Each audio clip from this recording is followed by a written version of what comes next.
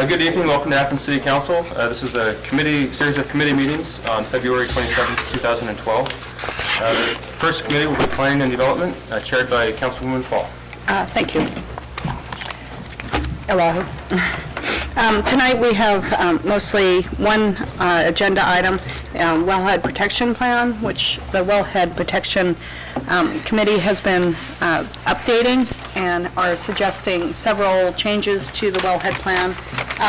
We have copies of the Wellhead Protection Plan in front of you, and the suggestions for change are highlighted in red. And we have, who's great? Mike Cooper. Mike. Hi. Can you come up and first, can you give a little background about the wellhead protection and who's on the committee? Thank you. Good evening, everybody. Some new faces, some familiar faces. It's a pleasure to talk with you all again. My name is Mike Cooper. I'm a public health sanitarian with the Athens City County Health Department and also a member of the wellhead protection team for the City of Athens, headed by Paula Mosley, Andy Stone, Crystal Kennard, Ron Lucas, Bill Todd, and am I forgetting anybody? John Paskey. Oh, John Paskey, Director of Code Enforcement. Thanks, Paula. About a year ago, we received some recommendations from citizens for some revisions to the wellhead protection ordinance. We amended the ordinance, so Lahu helped me with the date here, but I think we did that back in 2006. Was our first revision to the wellhead protection plan since its inception in 2005. At that time, we added some things to the wellhead protection ordinance, and we have some recommendations for changing the language on a few things and adding a couple other items to clarify some of the provisions of Title 39. You all have a copy of the current revisions in front of you. As Christine said, the changes in language are all in red, and you'll also notice areas in the document where old language has been struck out and replaced by the newer language. So we'll run through this fairly quickly here. Please stop me anytime if you guys have questions or recommendations for how we might change things. It's a living document. We are constantly looking for input from all stakeholders in order to make this work for the people of the City of Athens. If you go to page 2, you'll see the first thing that we added to the definitions. In the original ordinance, there was a prohibition against Class 5 injection wells. A Class 5 injection well is a shallow well that is primarily meant to dispose of non-hazardous waste in shallow rock formations in the ground, and there was no definition of an injection well in the original ordinance, so we have added that, and hope for some provide some clarification as we go along. Next corrections you will find on page 6. It was the original language for item 12 on page 6. Land application of sewage, sludge, pesticides, fertilizers was referred to subsection F1. It was pointed out that that section no longer existed. So we changed the language a little bit. We've now placed those requirements in section 390107. And the new language now reads, land application of sewage, sludge, pesticides, and fertilizers not permitted in other sections of this title. And it refers you to section 390107 for the provisions and exceptions. It was further recommended that we strike reference to paragraph A and just refer you to section 390107. And we'll talk about that toward the end, the language that we've added there. In the original ordinance, as I said, Class 5 injection wells were prohibited.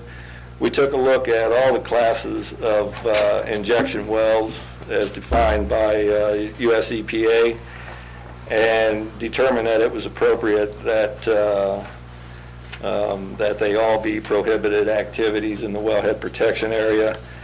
And then, of course, going along with that, section 16 and 17,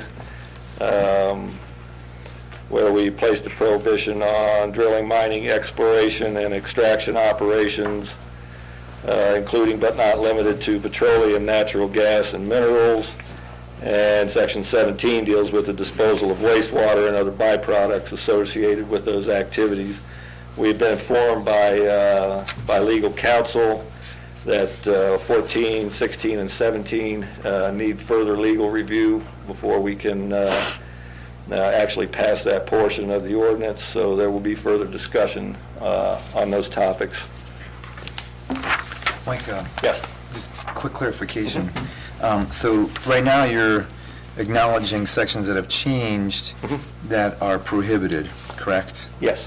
And so in number 12, land application of sewage, sludge, pesticides, and fertilizers not permitted in other sections of this title. So that might include like a golf course, that area, and a floodplain. Right, and that would be where the clause not permitted in other sections of this title comes Okay. into play here, because those, in certain recreational facilities, certain classes of pesticides and fertilizers are permitted, and we will talk about that Okay. as we move further along here. Thank you for clarification. Can I ask a question? Sure. New section 16, drilling, mining, exploration. What comes under exploration? We would consider that to be preliminary drilling and mining to make an assessment as to whether or not there's a viable resource there. How about something like a seismic survey? Seismic survey, something that would be non-invasive like that. Well, they might, say, set off an explosion or something to get a seismic sound. I mean, they do use seismic cord.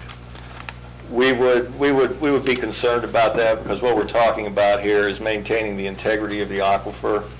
And the reason that we have reservations about injection wells in general, even though they are designed to go deep below the aquifer, what concerns us is the fact that we're actually puncturing the aquifer and creating a potential route for contamination to get into the aquifer.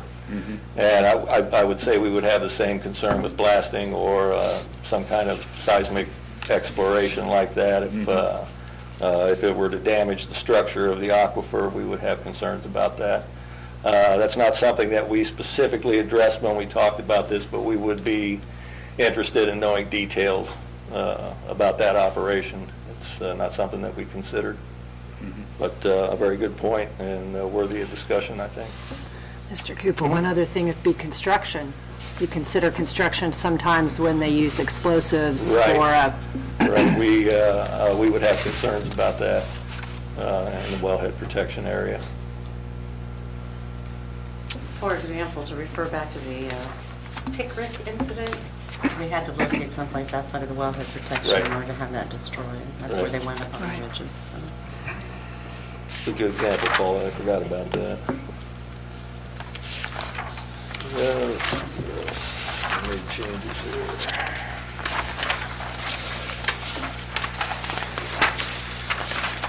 Oh, wait, page 12, is that what it is? Yes, page 12, and this is section 390107, titled Management of Specific Potential Pollution Sources in the Wellhead Protection Area and Buffer Zone. And this is where we talk about two things in paragraph A1, land application and storage of less than the baseline quantity threshold, which is volume of regulated substance. Once you exceed that, you become a regulated entity, and this language is kind of similar to what was in the ordinance to begin with. We are saying that private residences and landscaped areas of businesses, that application of pesticide and fertilizer for the maintenance of the landscape areas is permitted under the ordinance. We go on to further qualify that by saying persons owning or occupying land where the application of fertilizers and pesticides is permitted shall use ecological, least toxic, biological and/or mineral materials and physical measures in place of regulated substances, except where the administering authority, after reviewing the reasons, amount, and method of the application, determined that a single event application of a regulated substance, if it's not determined to pose a risk of contamination of the water supply, that we would work with that entity in order to accommodate their needs. And then Section 2, land application of pesticides is permitted where the application is for protection of the structure, termite control, for an example. Again, using the least toxic methods available and what we call best management practices in order to safely, one, protect the structure or the property, and two, limit the potential for contamination of the water supply. The administering authority must approve the application and under what conditions it may be applied by the applicant. And use is limited to the time and place of whatever infestation we would be dealing with there. And to elaborate on that point, it was made, anybody who's gone to purchase a home, you have certain levels of inspection that you have to do, which is why we included this in this manner. Paragraph B, addressing recreational areas. And this gets back to your question, Kent. Recreational areas located in the wellhead protection area or the buffer zone that may be permitted to use ground maintenance substances, including but not limited to fertilizers, inorganic or organic pesticides and herbicides, must follow best management practices in order to, one, minimize runoff and erosion, and also the leaching of fertilizers or pesticides into the groundwater. To be permitted, all recreational areas within the wellhead protection area and the buffer zone that use ground maintenance substances must submit on an annual basis for approval by the administering authority their program, how they intend to apply the chemicals and what the purpose is. Program must provide a schedule of application and describe the types and quantities of substances used and the method of application. One issue that we have come up with, as pointed out by Ohio EPA, is the isolation radius around one of the supply wells, and that is a 300-foot radius around that well where we don't want ground chemicals applied. We don't have very many facilities that have large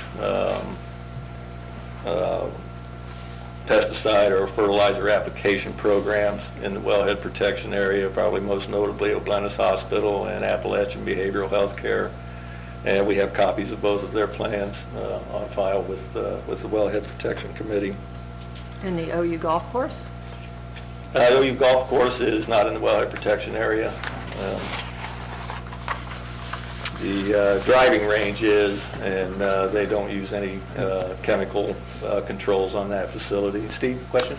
Yeah, this doesn't fall under the pesticides and herbicides, but it does pertain to oil-based substances, and I'm just curious how we would handle something like crack sealing along the bike path, the Hocking and Dinah bike path, which occasionally does have to have the asphalt sealed. Right. Which is a... We did do an application along the bike path. The Parks and Recreation did this past year of a sealer to revitalize the asphalt. It was a soybean-based material, and we did pretty extensive review of the MSDS sheets and the chemical makeup of that material and determined it was proper for the application.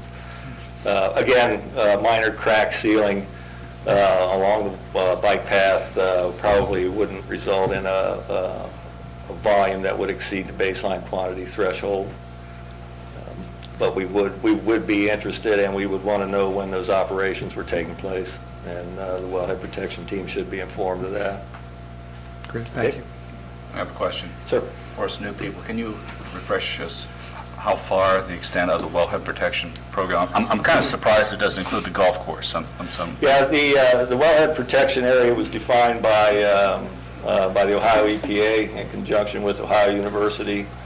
Essentially, what we are concerned about are three areas in the wellhead protection area. One, what we call the one-year time of travel zone.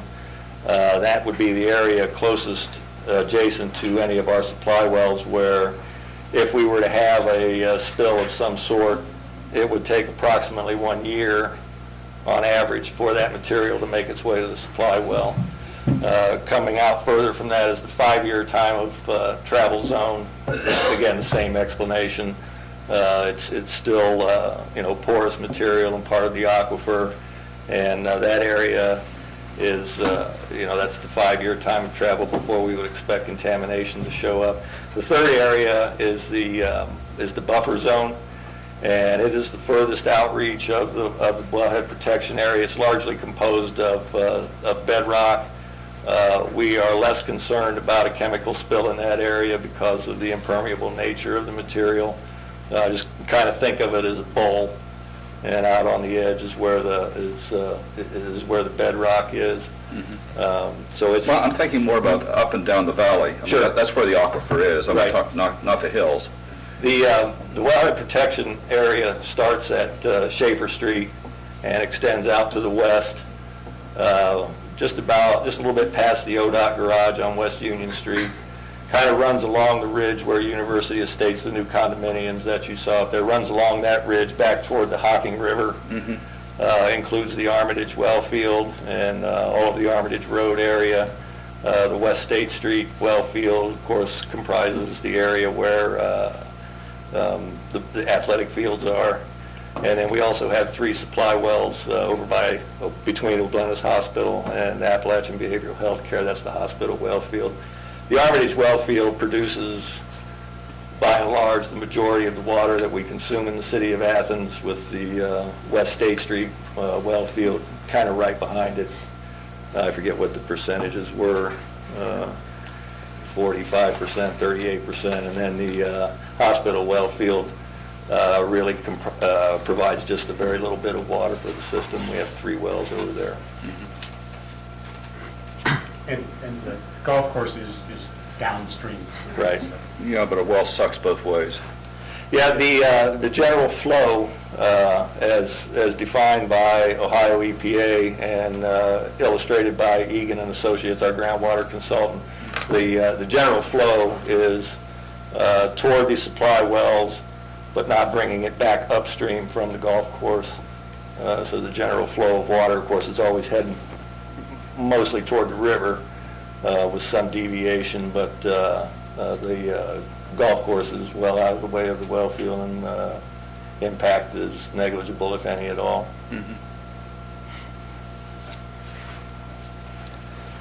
Okay, we were talking about recreational facilities.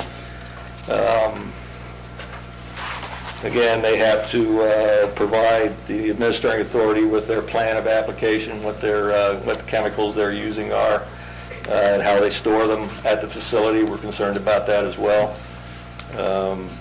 And again, the program has to provide a schedule of application and describe the types and quantities of substances used and the methods of application.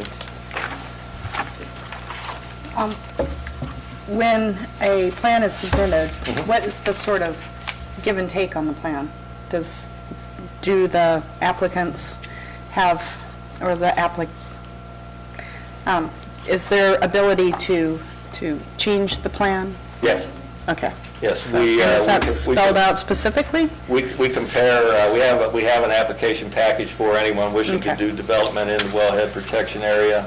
We ask, Or recreation for the application of pesticides, and herbicides, and I'm assuming fungicides are under pesticides. Is that also true? yeah, you could say that. It's a different class of chemical. Should we put fungicides in to the list of herbicides, pesticides, and fungicides?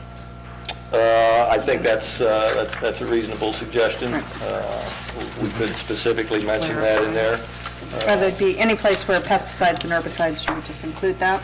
Because think that that'd be is reasonable. potentially very toxic. Yes, well, absolutely, Yes. yeah. Fungicides really scare me more than Yes. just about anything. So I'd like to see that Okay, included. we can certainly do that. And Michael's getting to it, but the next page talks about our plan review process Okay. and some changes that we tweaked on. Thank you. On to page 13, where we do the plan review for recreational facilities. Before any construction begins, developers must submit to the administering authority plan of the proposed layout of the facility, the subsurface design of the area. Plan must be approved before any construction can begin.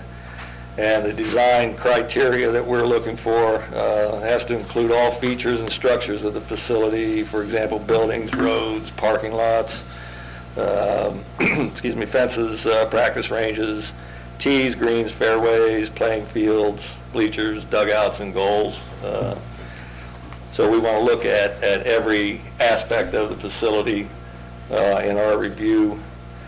And also, subparagraph B there, before any construction begins, we want the developers to submit their plan, how they're going to control the stormwater runoff with the coming of the MS4 stormwater program. We wanted to get that in here. Again, including locations of any ponds, retaining retention facilities, and those must have the approval of the administering authority. I have Sir? need some clarification on this. So it's before construction begins, any construction, so does that also not only include new construction, but we're talking about renovation of existing Yes. fields Yes, and absolutely. Mhm. dugouts and bleachers? Right, we want to know any development that could substantially change things.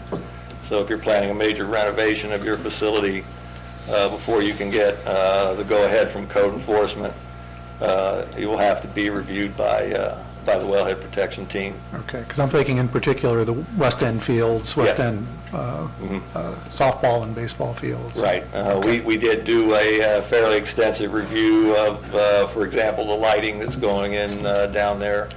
We wanted to know details of construction, how much ground was going to be disturbed, location of any underground utilities that would be left behind from that in case it would conflict with where the water lines are, run through that area down there. Excuse me, Mike. Yep. I just wanted to throw something out there since we do have new people and they don't have a map in front of them. And Jeff asked about the wellhead protection zone, or the well field, but the zone actually extends out past Armitage Road and includes Yes. Columbus Road businesses. Yes, it does, Just so you know, it's pretty, It goes all the way out Columbus Road to WATH is where the end of the delineated area is on Columbus Road, but it does include all of Columbus Road until you start getting up the hill toward Joneswood, back up in there. That's when we get into the buffer zone, and then there's a little section of Columbia Avenue that's part of the wellhead protection area.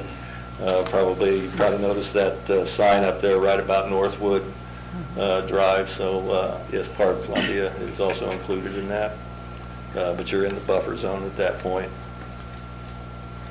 And beyond that is the well field for LEAX, up 13, right? That's Baroque water, those new wells that are out there, and LEAX has put in a new facility out Hamley Run Road, out toward Beaumont there. Do they have any kind of wellhead protection, or we're the only ones? LEAX and Baroque, I don't believe they have an active wellhead protection program. The city of Nelsonville is in the process of developing one for their well field. How about Logan and Lancaster? I don't know about Logan and Lancaster. Lancaster does. We use that as a model for our original wellhead protection ordinance. Well, it's good to know since we're all drinking the same water. Yeah, pretty much, yes, sir. And the last thing that we added under 390108, and this is the enforcement provision of the wellhead protection plan. we received some concerns about regulated substances and illegal open dumping in the wellhead protection area. So item 3, we changed the language around a little bit there. You can see the strikeout above it. But dumping of any regulated substances as referenced in 390105 or prohibited materials associated with a prohibited land use activity or facility referenced in 390105D shall be remediated immediately and may be punishable by a fine of up to $10,000. Each day of noncompliance is considered a separate offense. Mr. Cooper, who determines the amount of the fine? That would be determined, I would assume, by the law director, the wellhead protection team. Under the enforcement, we would issue a notice of violation if somebody is in violation of the code, and specify a time period for remediation based on the severity of the offense. And if we don't get any compliance or remediation, it would be referred to the law director for prosecution. But the determination of any fines or criminal implications would have to be handled by the law director, not the wellhead protector. My only concern is the way it's written, it could be a $5 fine or a $10,000 fine. Yes, And absolutely. obviously, anything dumped into the wellhead area is a concern. Absolutely. So, Again, Yeah. any fines or jail time or anything like that would be decided in a court of law, but not by the wellhead protection team. so I don't know, maybe that's something the committee can talk about. Maybe there's some Ohio Revised Code language or something that can be a guiding principle on whether it's $5 or $10,000. I think if I was potentially going to dump something, or I could see where there may be a legal loophole there. Okay, okay. So Pretty common legal language, though. I don't know, so, but just maybe that We needs to be. did look at wellhead protection ordinances from around the state of Ohio. Okay. And a lot of the language, the way it finally came out, was sort of based on how everybody else is doing it. I think that if you're too prescriptive in legal language, then it doesn't give for true accidents or small spills. I mean, somebody whose car springs leak. Sure. So it provides for that leeway, and that's why it goes through the court. And I would think that if you change it, I mean, this is a very common way of putting fines up to. We certainly can discuss that among the I mean, you can group make you could have a not less than. Sure, that would be. And that would be the cost of looking at the processing the fine. Right. And people hours Right. would be the not less. Right. Right. And it is in the ordinance that, any cost of remediation or any of that is borne by the offender. Right. So that is well defined in there. Those are the major changes to the ordinance as we have them at this time.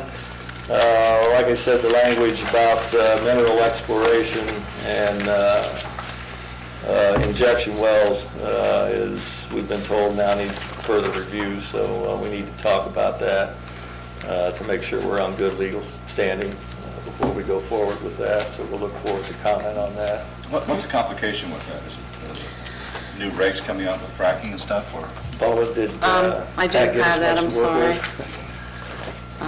It seems fairly straightforward to me, but it's throwing a wrench in the monkey. We felt that way too. To us, it was, seemed very logical that kind of high-risk activity we don't want in the wellhead protection area. But again, we want to make sure that we're doing this right. And it's interesting, on this evening of all evenings, when we have wellhead protection, then we go into fluoridation, it's similar. It's ORC 1509.02 in terms of who has the authority for regulation. So we're going to step back, have some more communication, and then bring to you a final product. here. I would really appreciate that too, because I was involved all day about hearing about federal regulations versus state regulations, and really being hammered on how strict the federal regulations are versus our state regulations. So I really do believe that there's a serious discussion to be had there. Yes, absolutely. Because it was a a ping pong match back and forth, mostly against federal regulations. Well, we contend that our existing wellhead protection ordinance protects us from those kind of activities. We were trying to clean this language up, and as Mike indicated, when we looked at injection wells, started go to this website and look, and we said, oh, no, we don't need any of those in our wellhead protection area, so. The other thing, and I don't know if this can be addressed at all, but it's water withdrawal, because that does affect, in some respects, the vitality, if that's the correct word, of our wellhead. And I'm just throwing it out there, because this is an issue of water taken from our wellhead or from our river. No, we don't draw water directly from the river. All wells are set back from the river, and average depth of 50, 60 feet. The water table's generally about 20 or 25 feet below the surface of the ground. Most of our wells are in the order of 50 to 60 feet. Correct. In depth. We have had questions brought forward about a potential well being drilled just outside of the wellhead protection area in the Columbus Road area, and how that could potentially impact the volume of water we have available to the city. And I'm afraid I don't have a good answer for you at this point. And I'm not asking for an answer. I'm just saying that I think the discussion needs to be out there, Yes. whether someone puts a hose in the water and sucks it out like a vacuum cleaner, which according to Ohio Revised Code we can do so many gallons per day, how that might affect our wellheads and the volume of water that we need for our city use or whatever. It's just something It's a to have in legitimate your concern, and conversation. I do believe it merits further conversation, yes. Chris? So, process-wise, we'll have the review of the legal question of the items 14, 15, 16. Does it, and then will it come back to the Wellhead Protection Committee or to us? I think it would be a good idea to have another discussion before we put it out for reading, because there may be some changes to what we have here, and everyone should have a chance to weigh in on that discussion, absolutely. And then how often is it reviewed? Annually? The ordinance, Does it? I mean, we look at it all the time. Good. We're constantly looking for things we may have missed over the years. Like I said, it's a living document. We don't, by any means, feel that this is the final say of the wellhead protection ordinance. It will change over time because it is a dynamic situation. Good.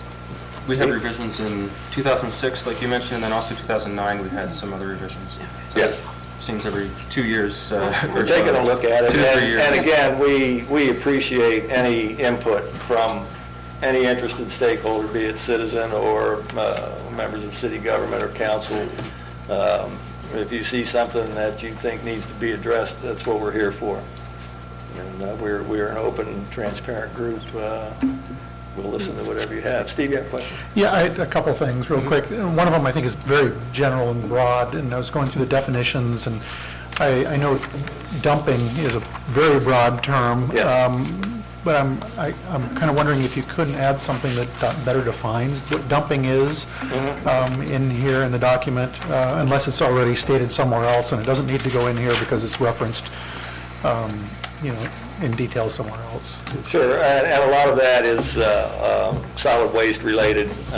We have had issues over the last few years with fill projects, and certain materials that get brought in. For instance, there's a prohibition against asphalt being used as fill material in the wellhead protection area.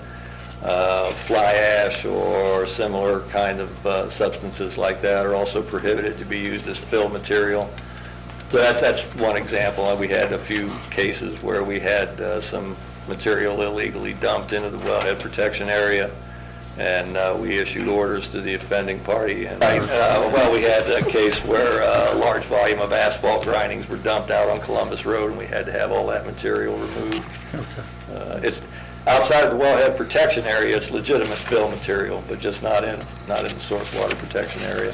The other thing, again, was something I think might want some tightening up, or at least explanation, is storage. Like, I know that a holding pond or an aeration pond in the hydraulic fracturing field is fairly common. Yes.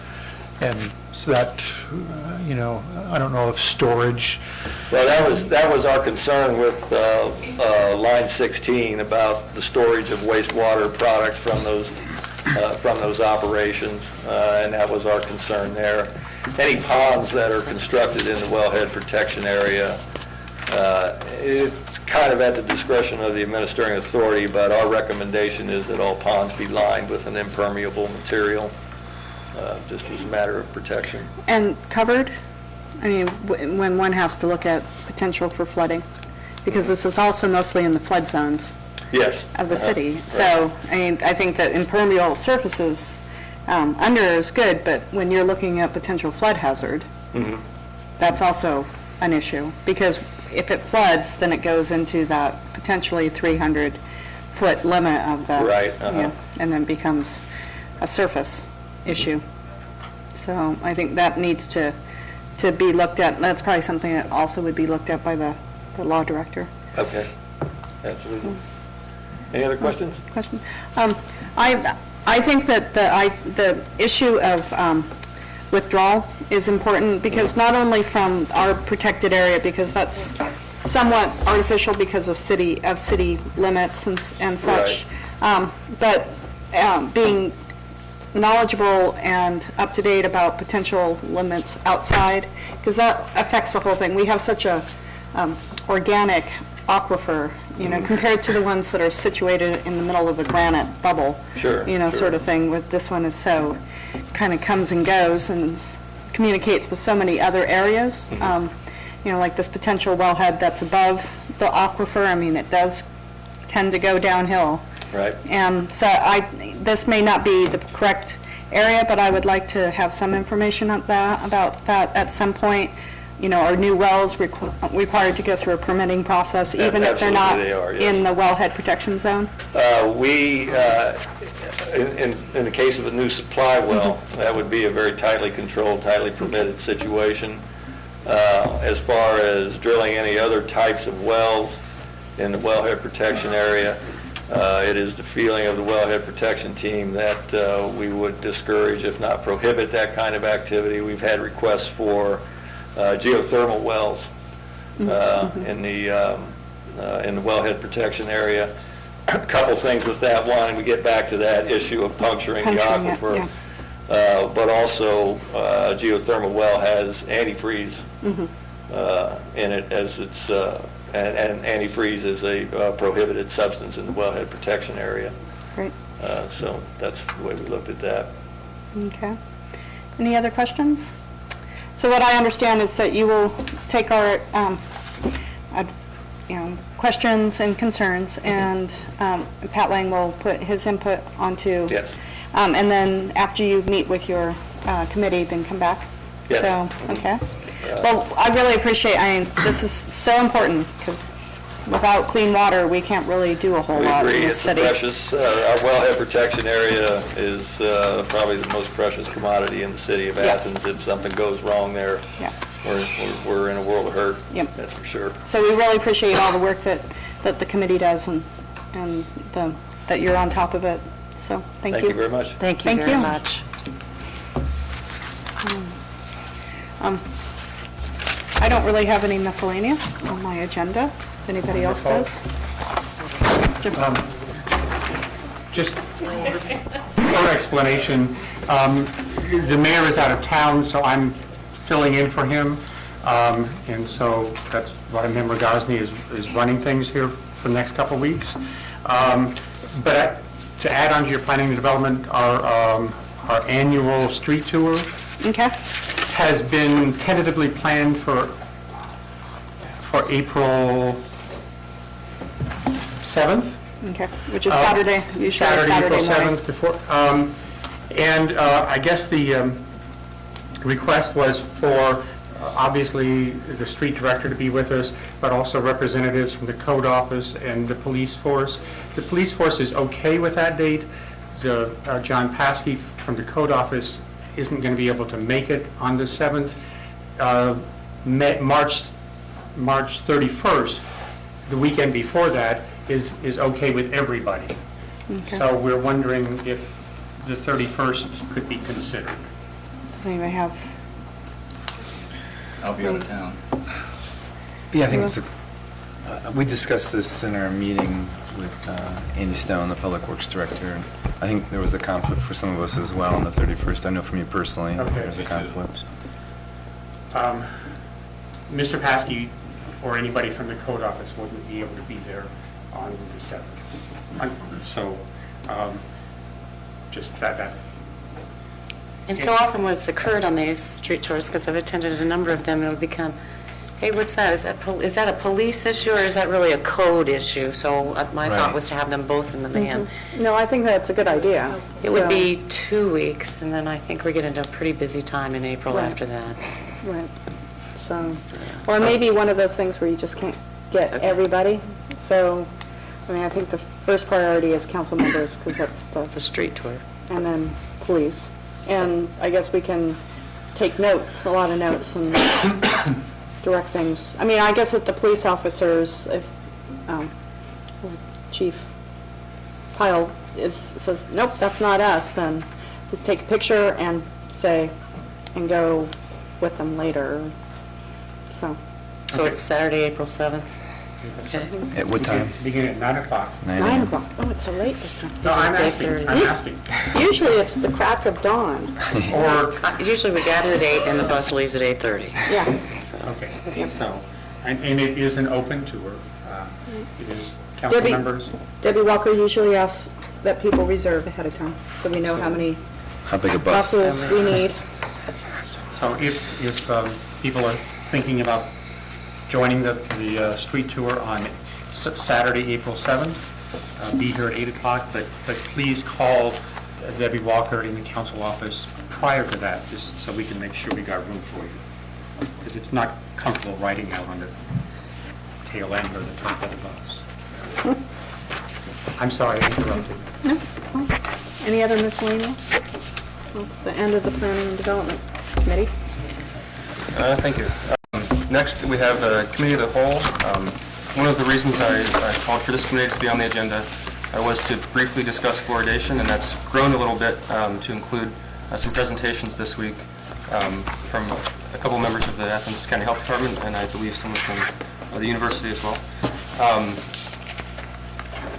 If there's not objection from council, I'd like to first very briefly go over the second item on the agenda, which is domestic partner benefits for city employees, because this won't take much time at all, and so it'd be easy to get this out of the way.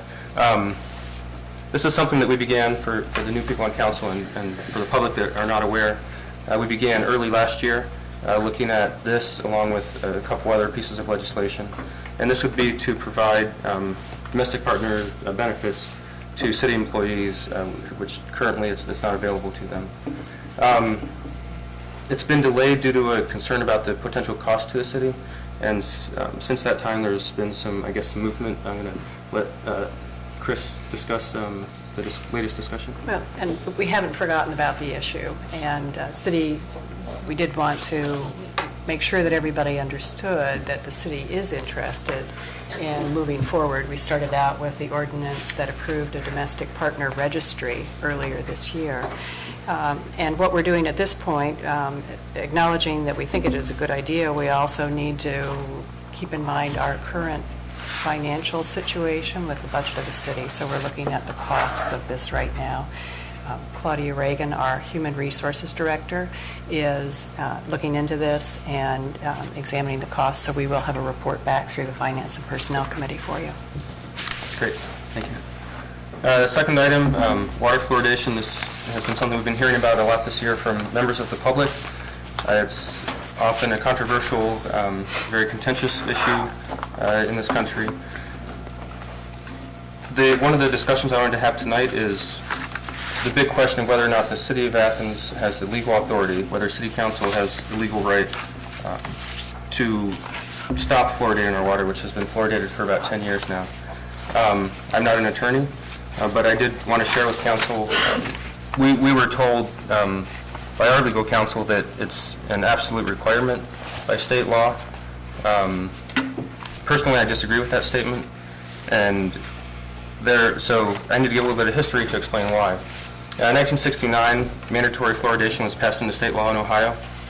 There was a window of opportunity for cities to exempt themselves from that mandatory fluoridation. Athens was one of 30 cities in Ohio to do that. It went on the ballot as a ballot issue, and the citizens of Athens voted not to add fluoride to the water supply, exempting us from that legal requirement. Of those 30 cities, 7, including Athens, has since decided to add fluoridation to add fluoride to the water supply, either through a ballot issue or through a rule of City Council. 23 of those still continue to this day not to add fluoride to their water supply. In my mind, it's difficult to understand how an act of council that authorized the city to continue would have any bearing on our state exemption, our exemption from state law that the citizens voted on nearly 30 years earlier. And so that's not just my opinion, it was also the opinion of Gary Hunter, the former city law director, when he looked into this issue. He actually asked for an opinion from the Attorney General's office, but they declined to issue a formal opinion on it. And I'm going to read his quote here. It is my opinion that the 1973 amendment to RC 6111.13, removing the right of local referendum, did not supersede the previous 1970 action by the citizens of Athens and make fluoridation mandatory. So in 1973, the state cleaned up the language. They removed the reference to the exemption, which the city of Athens was one of those communities that exempted themselves. So he said that in his opinion, the 1973 cleanup of the language did not remove the exemption of those 30 communities, Athens being included in that. And I'm quoting again here. The obvious intent of the legislature when it enacted RC 6111.13, making fluoridation mandatory, was to extend fluoridation to a maximum number of Ohio citizens. However, the legislature did provide a small window of opportunity for rejection. The window was an obvious political compromise of a controversial issue. When the window expired, the state legislature simply removed the language which no longer applied. Those who took advantage of the window and voted not to fluoridate were exempt. Those who did not were not exempt and were mandated to fluoridate their water supply. And so his opinion, and it's the way that I see the law, even though I'm not an attorney, is that we're exempt from that state requirement. We went on a separate route. The City Council in 1997 decided we should fluoridate.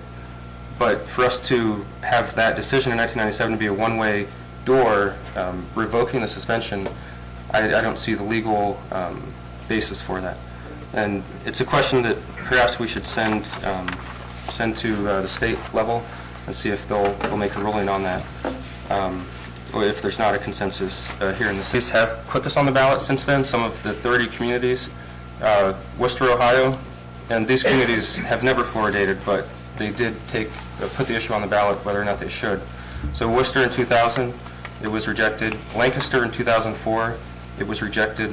Springfield and Xenia, both in 2005, rejected fluoridation by putting it on the ballot.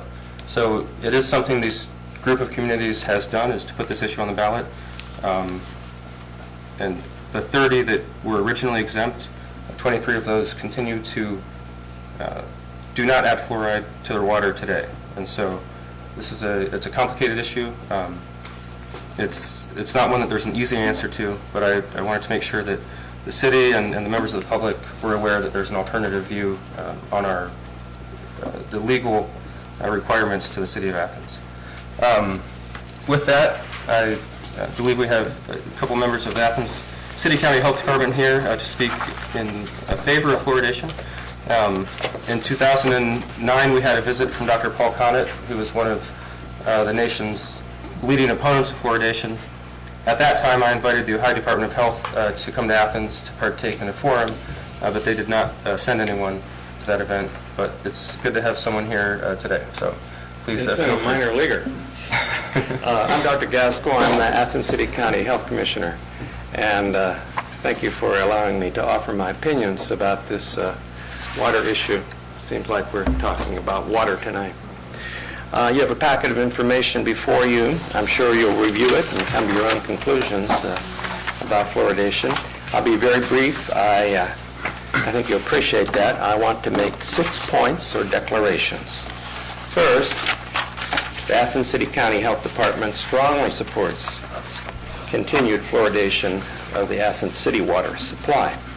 There is compelling and extensive evidence that appropriate concentrations of fluoride in drinking water prevents tooth decay. This, as a matter of fact, is one of the greatest achievements in public health in the past 50 years. Fluoride occurs naturally and is found in all drinking water in varying concentrations. Water supplies are supplemented with fluoride, which is a mineral, in order to achieve concentrations which are effective in preventing tooth decay. We need to remember that in the United States, we also supplement some other foods. We add vitamin D to milk to prevent rickets. We add iodine to salt to prevent goiters and thyroid disease. And we add folic acid to cereal and to bread to prevent open spine defects or neural tube defects, which is found in infants at birth. So we do add substances to our foods.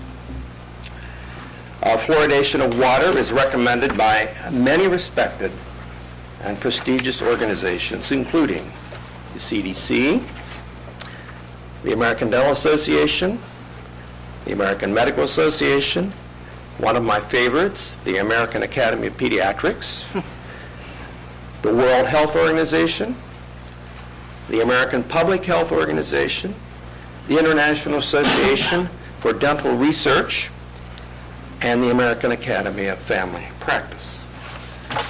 Now, when fluoride is added to water supplies in appropriate amounts, epidemiological studies by the CDC and a variety of academic institutions have not revealed any adverse effects from fluoridation except for fluorosis, which is mild whitening of your teeth if the fluoride levels are a little high.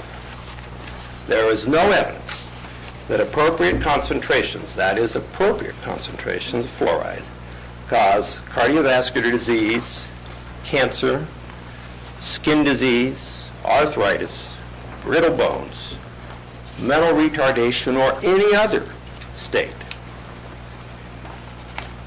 Our feeling at the Athens City County Health Department is that discontinuation of fluoridation of Athens city water would be a regressive public health measure and would not be in the best interest of our community.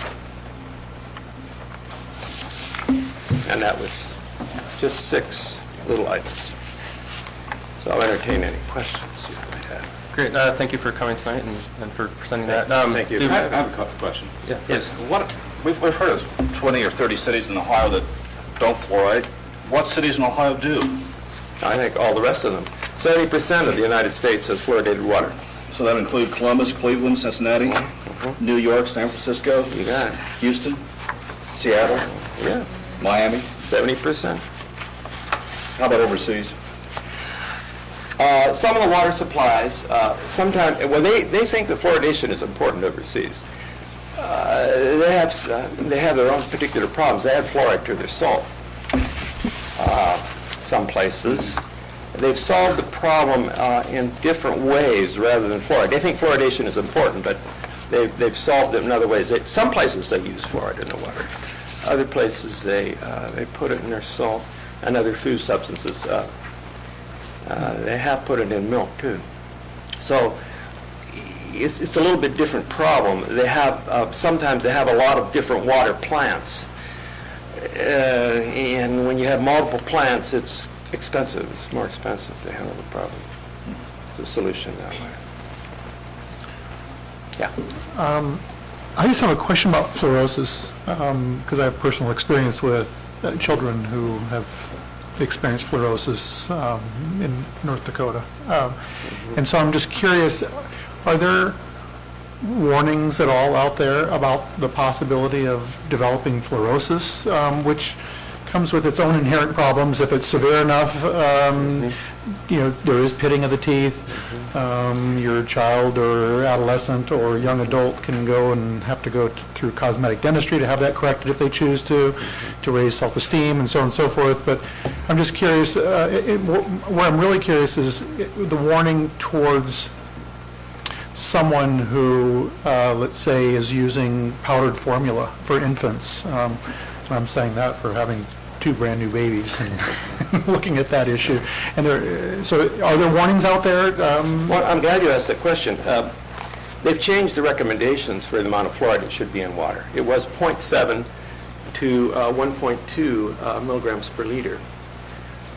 They've lowered that because of the fluorosis, the increased number of people with fluorosis. We used to have about 20% of people with fluorosis, now have about 40%. That's because they're getting fluoride from toothpaste, other sources, and so they're getting more fluoride than we anticipated when the EPA gave levels that we should put in our drinking water. And that was done in 20 years ago. So now the recommendation is to put only 0.7 milligrams per liter in our drinking water. So they've lowered that recommendation because we're seeing more fluorosis. Now, you talk about pitting fluorosis. We don't see that very often. That's very rare. We do see whitening of the teeth, little white spots in their teeth, and everybody has their sort of personal experiences with that. When I was 10 years old, my dentist said, you have fluorosis, and he said that you must have fluoride in your well water, and that was a good many years ago, as you all can tell from looking at me. And he said, you won't get very many cavities. He said, that's a good thing. And that was before my small town in Pennsylvania had fluoridated water, and he turned out to be right. So I think, if you want to choose between have dental decay and having a little bit of fluorosis, you would choose probably having a little fluorosis. On the other hand, if it's very severe, then you might not be very happy with it. Yeah. So what was the change in recommendation for infants? For specifically formula-fed infants? Well, in the United States, we still recommend that fluoridated water be used to dilute up the formula. You can get ready-to-feed formula that doesn't have fluoride in it. But if you get liquid concentrate and you add water to it, and your water is fluoridated, then you get fluoride, of course. But you can get unfluoridated water and add to your... but they haven't changed the recommendation. The CDC still thinks that you can add fluoridated water to infant formula. For any age infant? You see, I found information from the ADA that's contrary to that. Yeah, I've read that too. And I read that. In 2006, they said that infants under the age of 1, parents should look for water that does not contain much fluoride for their infants. Yeah, I read that statement. I'm not sure that that's what they believe today still. Because I read something contrary from the CDC. CDC didn't say that. But the American Dental Association changed that opinion due to the fluorosis issue. I think they took a little issue with the American Dental Association with that. So there's legitimate debate even among the groups that are strong supporters. There might be a little controversy. On the other hand, when you think about fluoride, if you incorporate it in your teeth as they're developing, that's probably the very best way to get it, rather than painting it on or using fluoridated toothpaste. It's not. Your teeth are already pretty well formed, and the enamel is formed. And if you try to use fluoridated toothpaste, of course, it'll help some, but not nearly as well if it's incorporated. If it enters your bloodstream and enters the tooth as it's developing, it's going to be much more effective.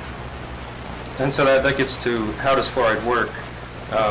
For 40 years, they said it works systemically. You swallow it, and it becomes incorporated into your teeth.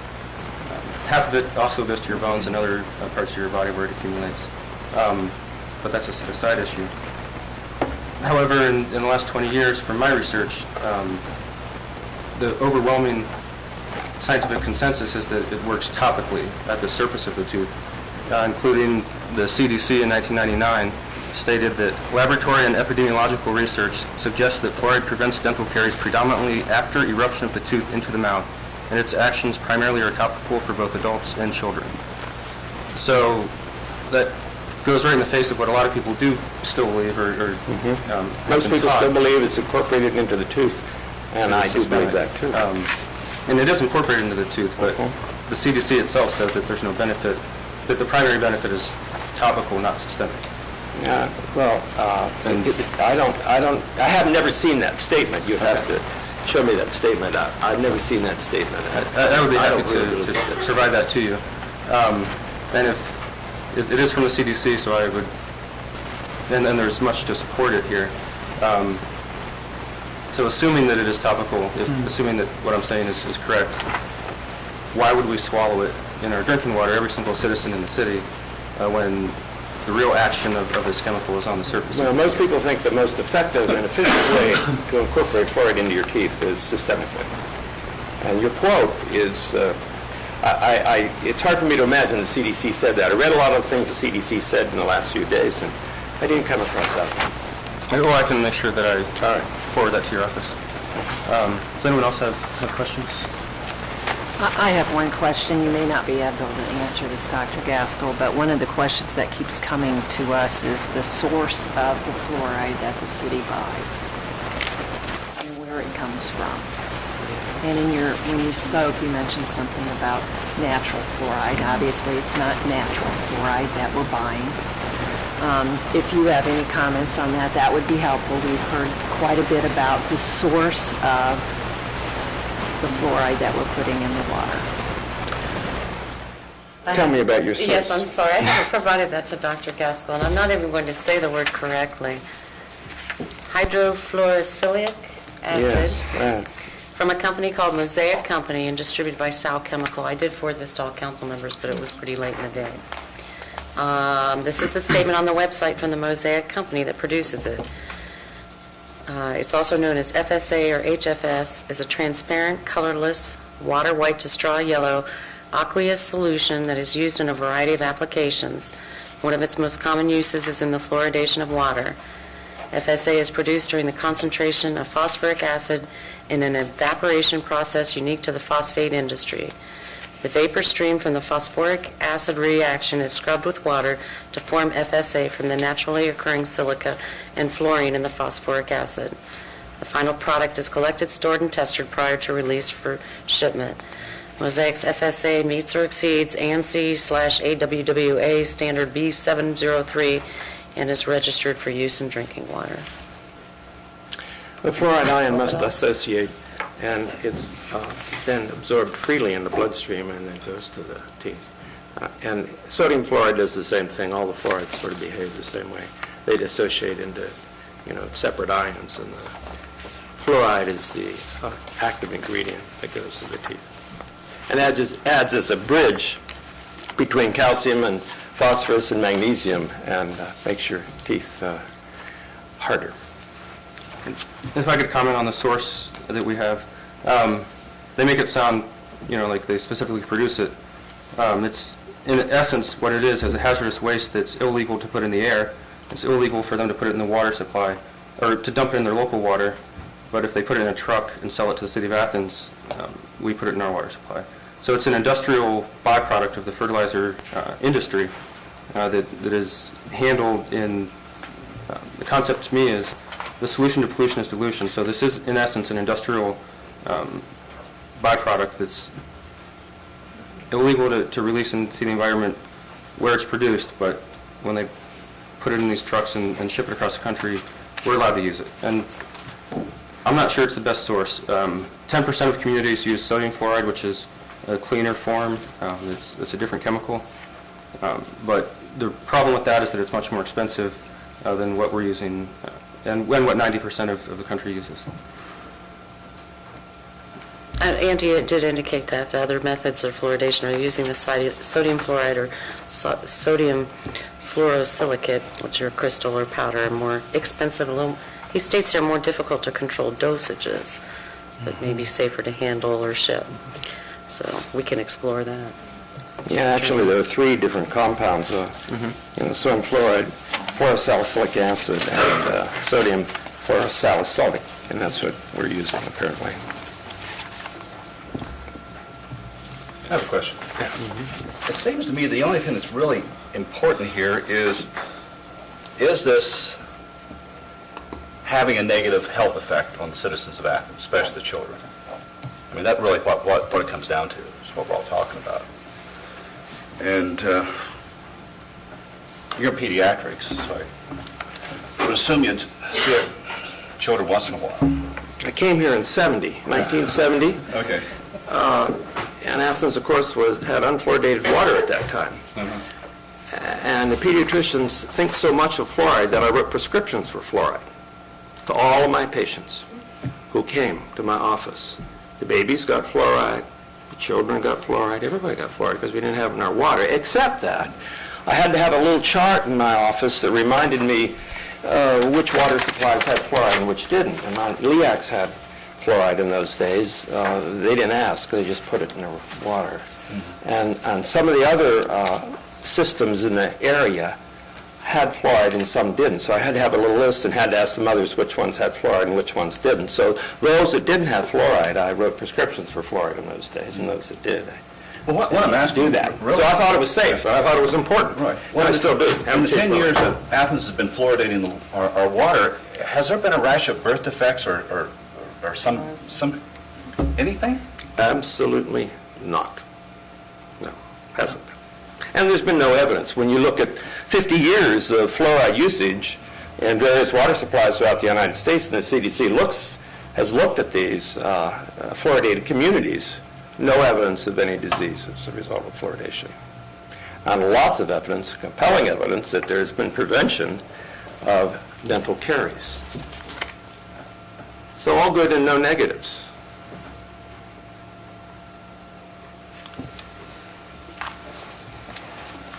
Other questions? I did want to mention, we discussed a few minutes ago, you mentioned that other countries and their views on fluoridation. It's my understanding that 98% of European countries, or 98% of Europe is unfluoridated. Well, not 98%. Oh, a lot of them they have unfluoridated water, but they solve their fluoride using other ways. And there are some that do salt, but in terms of using the water supply itself. And then you have some natural water supplies that have enough fluoride. For instance, India has very high fluoride concentrations, and they need less fluoride probably because they have pitted teeth in India. They have serious and severe fluorosis. So there it's actively removed from certain water supplies, I Yes. believe. In Europe, has more areas with fairly high fluoride concentrations, and they don't need fluoride. But they believe in fluoride in general. They just approach it with different strategies. Well, thank you. Thank you. Thank you, John. Thank you. Yeah, go ahead and welcome, we have another speaker here. Yes, Dr. Jackie Wolf, who's a professor in the College of Osteopathic Medicine here at Ohio University. Thank you. I'm going to echo a lot of what our previous speaker just said. One of my areas of research and teaching specialization is the history of public health. And the CDC in 2000, when they were listing the 10 greatest public health achievements in the last 100 years in the U.S., number 5 was improved dental health because of fluoridated water. Through the 1950s, tooth decay was one of life's certainties in this country. And when I was growing up, I didn't know that no one had a grandparent that had their own teeth anymore. But by the mid-1980s, tooth decay in this country was down 50%. And it was the wide-scale exposure of Americans to fluoridated drinking water that played a crucial role in this very remarkable public health achievement. Fluoride demonstrated that tooth decay and tooth loss are not inevitable, but they're largely preventable.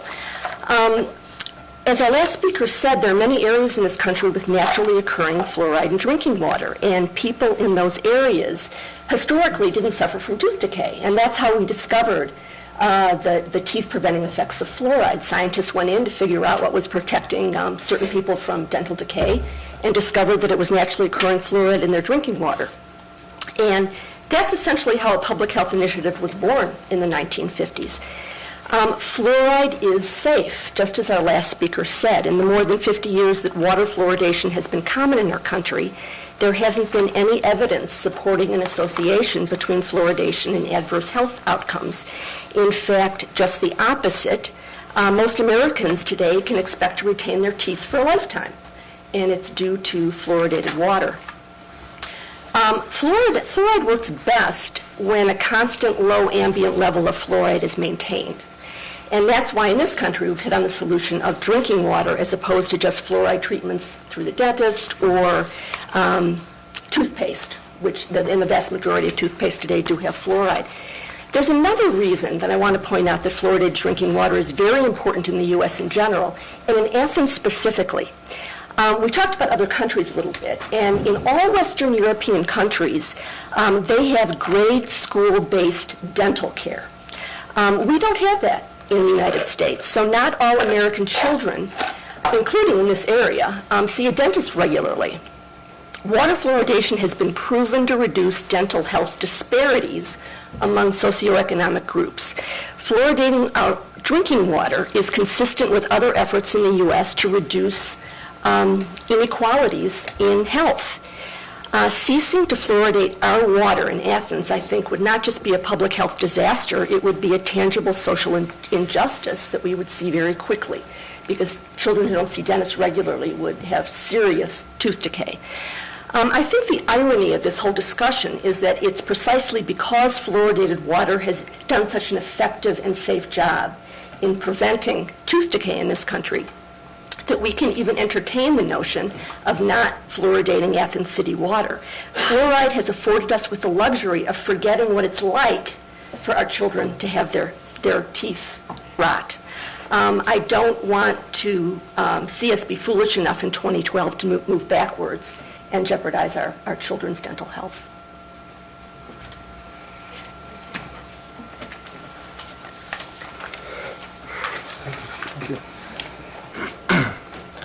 I do want to, there's been some discussion tonight by the two speakers that there are no health concerns or no legitimate concerns about the impact on health. In 2006, there was, I only printed an introduction, but it was the National Research Council report, Fluoride in Drinking Water. It was designed to look at levels above the 1 part per million, which is what we add. So it was not tasked with deciding whether or not water fluoridation as public policy was a good idea, but they did look at the potential health effects of different levels of fluoride in the water. And I'm just going to read a few quotes from some of the members of this prestigious National Research Council panel. The first one is Dr. Robert Isaacson, a panel member who said the report should be a wake-up call.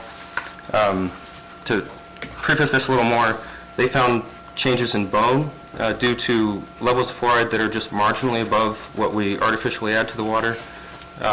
They found changes to the thyroid that were at levels that some people in this country receive right now simply due to multiple exposures. They found fluorosis to be a serious problem, which is why the American Dental Association went and revised their recommendation for children under the age of 1 being fed from formula, that fluoridated water not be used for those children. A couple more quotes. This is the actual chair of this committee, Dr. John Dole. The thyroid changes do worry me. There are some things there that need to be explored. What the committee found is that we've gone with the status quo regarding fluoride for many years, far too long really, and now we need to take a fresh look. In the scientific community, people tend to think this is settled, and I think we've heard that tonight. When the U.S. Surgeon General comes out and says this is one of the 10 greatest achievements of the 20th century, that's a hard hurdle to get over.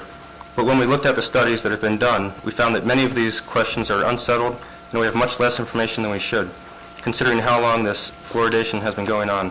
I think that's why fluoridation is still being challenged. So this is, in reference to this report, this is Dr. William Hearsey, Vice President of the Environmental Protection Agency's Headquarters Employees Union in Washington, D.C. The difference between the levels of fluoride causing toxic effects and the levels added to the water to prevent tooth decay is vanishingly small and deeply troubling. Another NRC panel member, Dr. Hardy Lineback, who was the head of preventive dentistry at the University of Toronto in Canada, and one of Canada's leading proponents of fluoridation. But in the past 12 years, in 99 or somewhere around there, he changed to become a critic of it because he saw new evidence that really caused him to question everything that he had known before. And he says, "In my opinion, the evidence that fluoridation is more harmful than beneficial is now overwhelming, and policymakers who avoid thoroughly reviewing recent data before introducing new fluoridation schemes do so at risk of future litigation." So those are some of the comments surrounding this toxicology or risk assessment on EPA standards. Again, this was not in relation to the level of fluoride added to our water. This was a general report on the toxic effects of fluoride in the water supply when it's higher than what it is due to water fluoridation. But there are comments that relate to the practice of water fluoridation because of some of the concerns that were brought up in this report. Do we have any members of the audience that came here tonight to speak on this issue? I saw 2 hands. If you could just come up for 2 to 3 minutes, please. State your name carefully to make sure it's picked up. And your address, please. My name is Abe Olisoff. I'm a senior at Ohio University and a longtime resident of Athens County and City. I want to go off of what Dr. Gaskell started off by saying. He was saying that naturally occurring, which is what, as we've been told, not true. It's a byproduct of phosphate plants. And getting back to mother's breast milk, well, we never really touched on it, but mother's breast milk has naturally occurring fluoride in it, yes. But when you have fluoridated water and the mother's drinking it and also there may be substituting with formula, that is causing uptake in fluoride by 500 to 600%, quoted by Dr. Paul Conant. So we're talking about babies' brains being exposed to 500 times the recommended amount of fluoride for a baby. So there's effects to this long term. And then he also tied it into adding vitamin D in milk, which is, yes, people do that. But I have the choice to go to the milk store or go to the grocery store and buy that, or source out a private source that doesn't do that. But in the water supply, everybody they don't have the choice. You have it, or you have to go out and buy an expensive filtration system to get rid of it. The CDC quoted, as we've heard also, the CDC recommended lowering the level by half because of dental fluorosis, and long-term dental fluorosis, also skeletal fluorosis, is brittling. Yes, it hardens, but it's also causing brittling of of the bones in the teeth. And then just the most basic thing, it goes against my informed consent. Like if Dr. Gaskell were my doctor, he would have to prescribe me a medicine, and I would have to say, yeah, I want to take this. But at the local level with the water being fluoridated, I don't have any say in that. It's just being put into the water, and I don't have a prescription that I could either take to the pharmacist to accept or reject it. And then also, I think it was this ma'am here, she was talking about India and how India has better health or dental health, but also quoted by Dr. Paul Conant in his case against fluoride. You guys can read that yourselves. He said that India actually has some of the highest hip fracturing rates of any other country that fluoridates because of the high amount of natural occurring fluoride in the water in India. And then thyroid problems. I know a woman that lives here in the county. She doesn't live in the city, but she lives in the county in Leax Water, where they do fluoridate, and she cannot drink the water because her doctor advises her, because of her thyroid condition, not to drink fluoridated water. So I still think this is a medical issue that a city legislator can't tell a citizen yes or no they have to drink it. Thank you for your comments. I saw another hand in the back.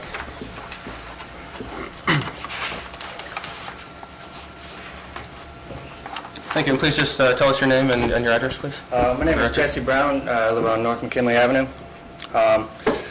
So I think what's important to remember here is that fluoride is a biologically active chemical. Doctors, wouldn't you agree with that statement, that fluoride is a biologically active chemical? Yes, right? And by definition, that makes it a drug. So by supporting the fluoridation of the city's water supply, you're supporting the mass medication of the people, which is illegal.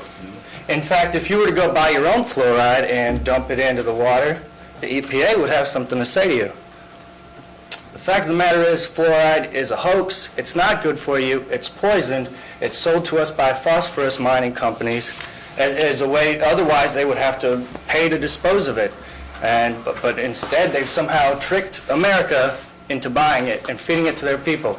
And just the argument that fluoride protects your teeth is a little bit ludicrous, because 99% of tap water doesn't go in your mouth. You don't drink it. Most people drink bottled water anyway. Most of the water coming out of the faucet, you're showering, you're watering your plants, you're washing dishes, you're washing clothes.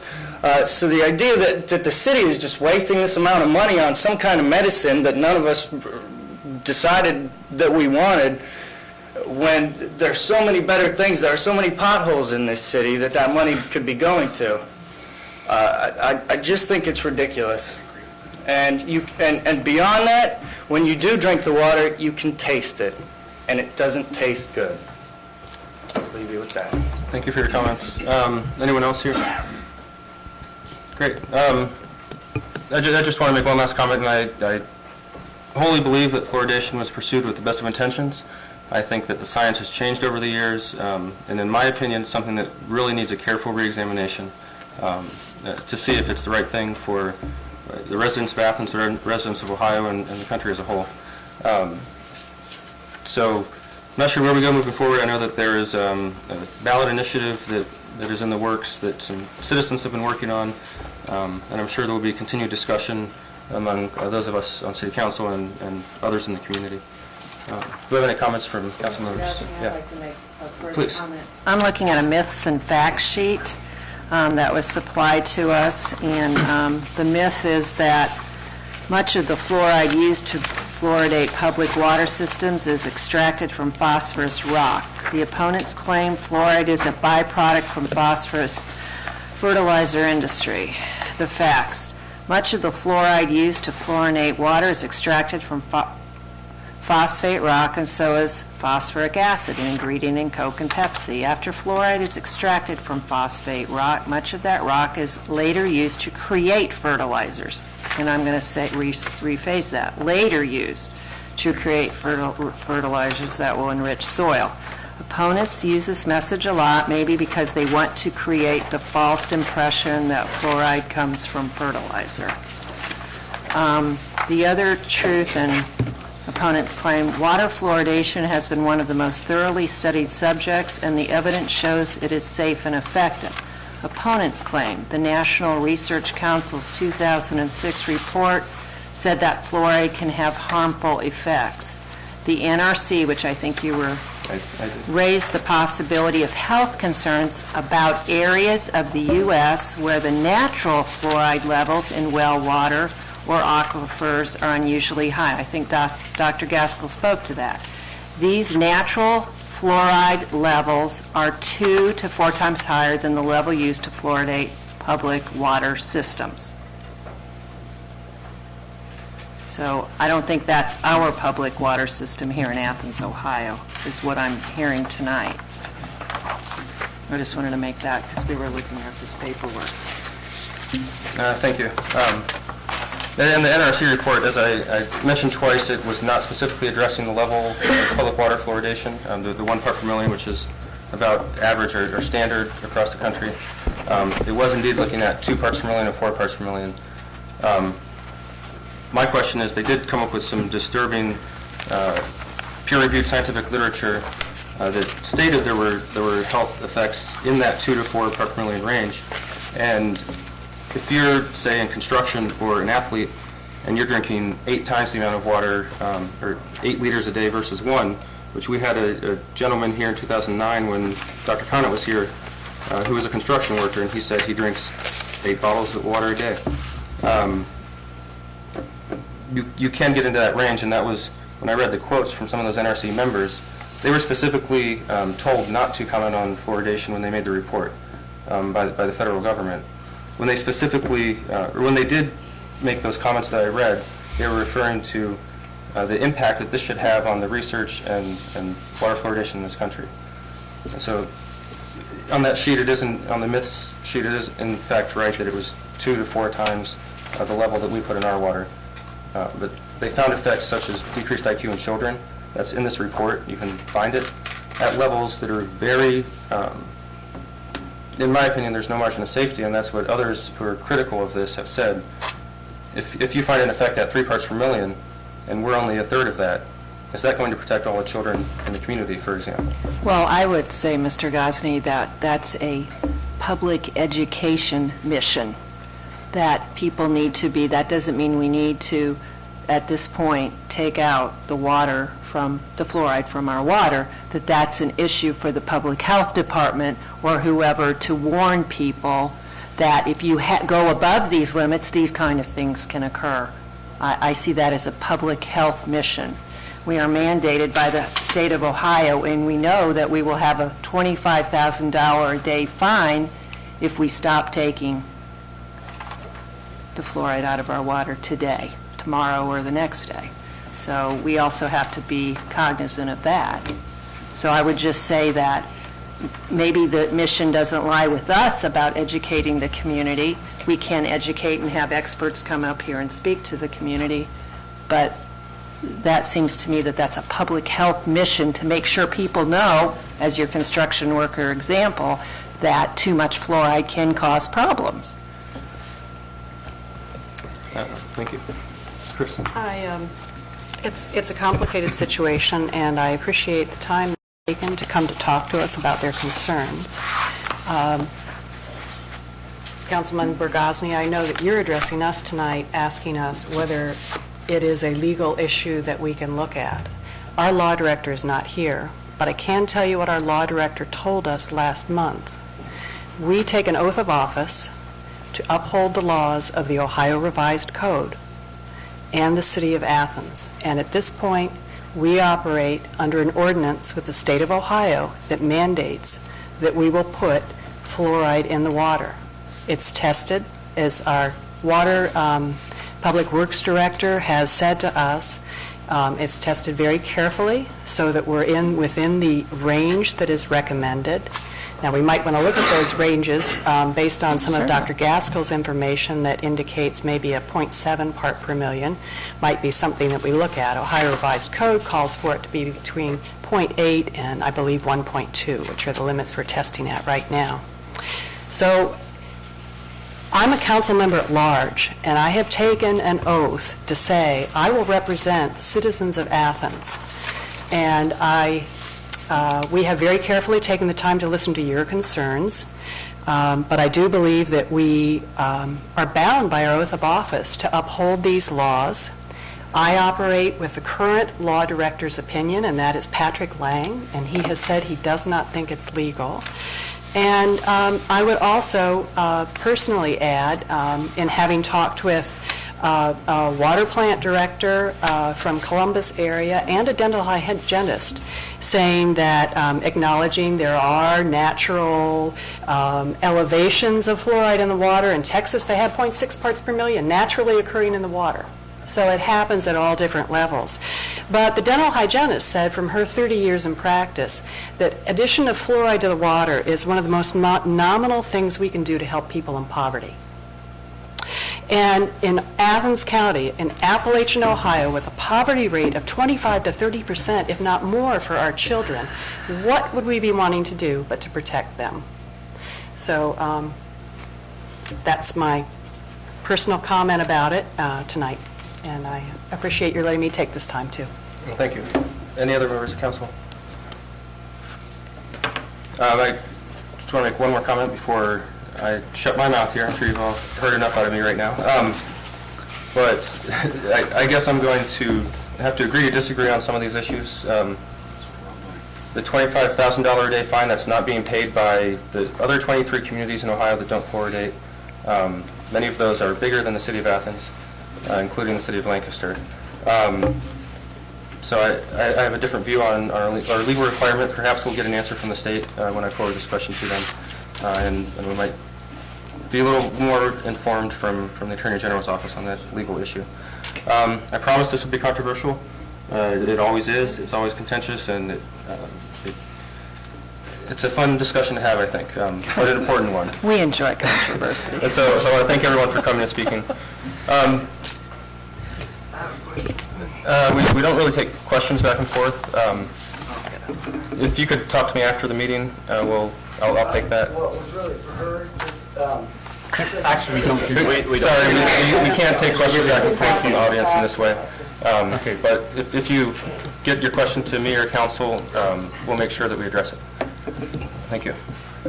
So that's it for Committee of the Whole. Next, we have Finance and Personnel Committee.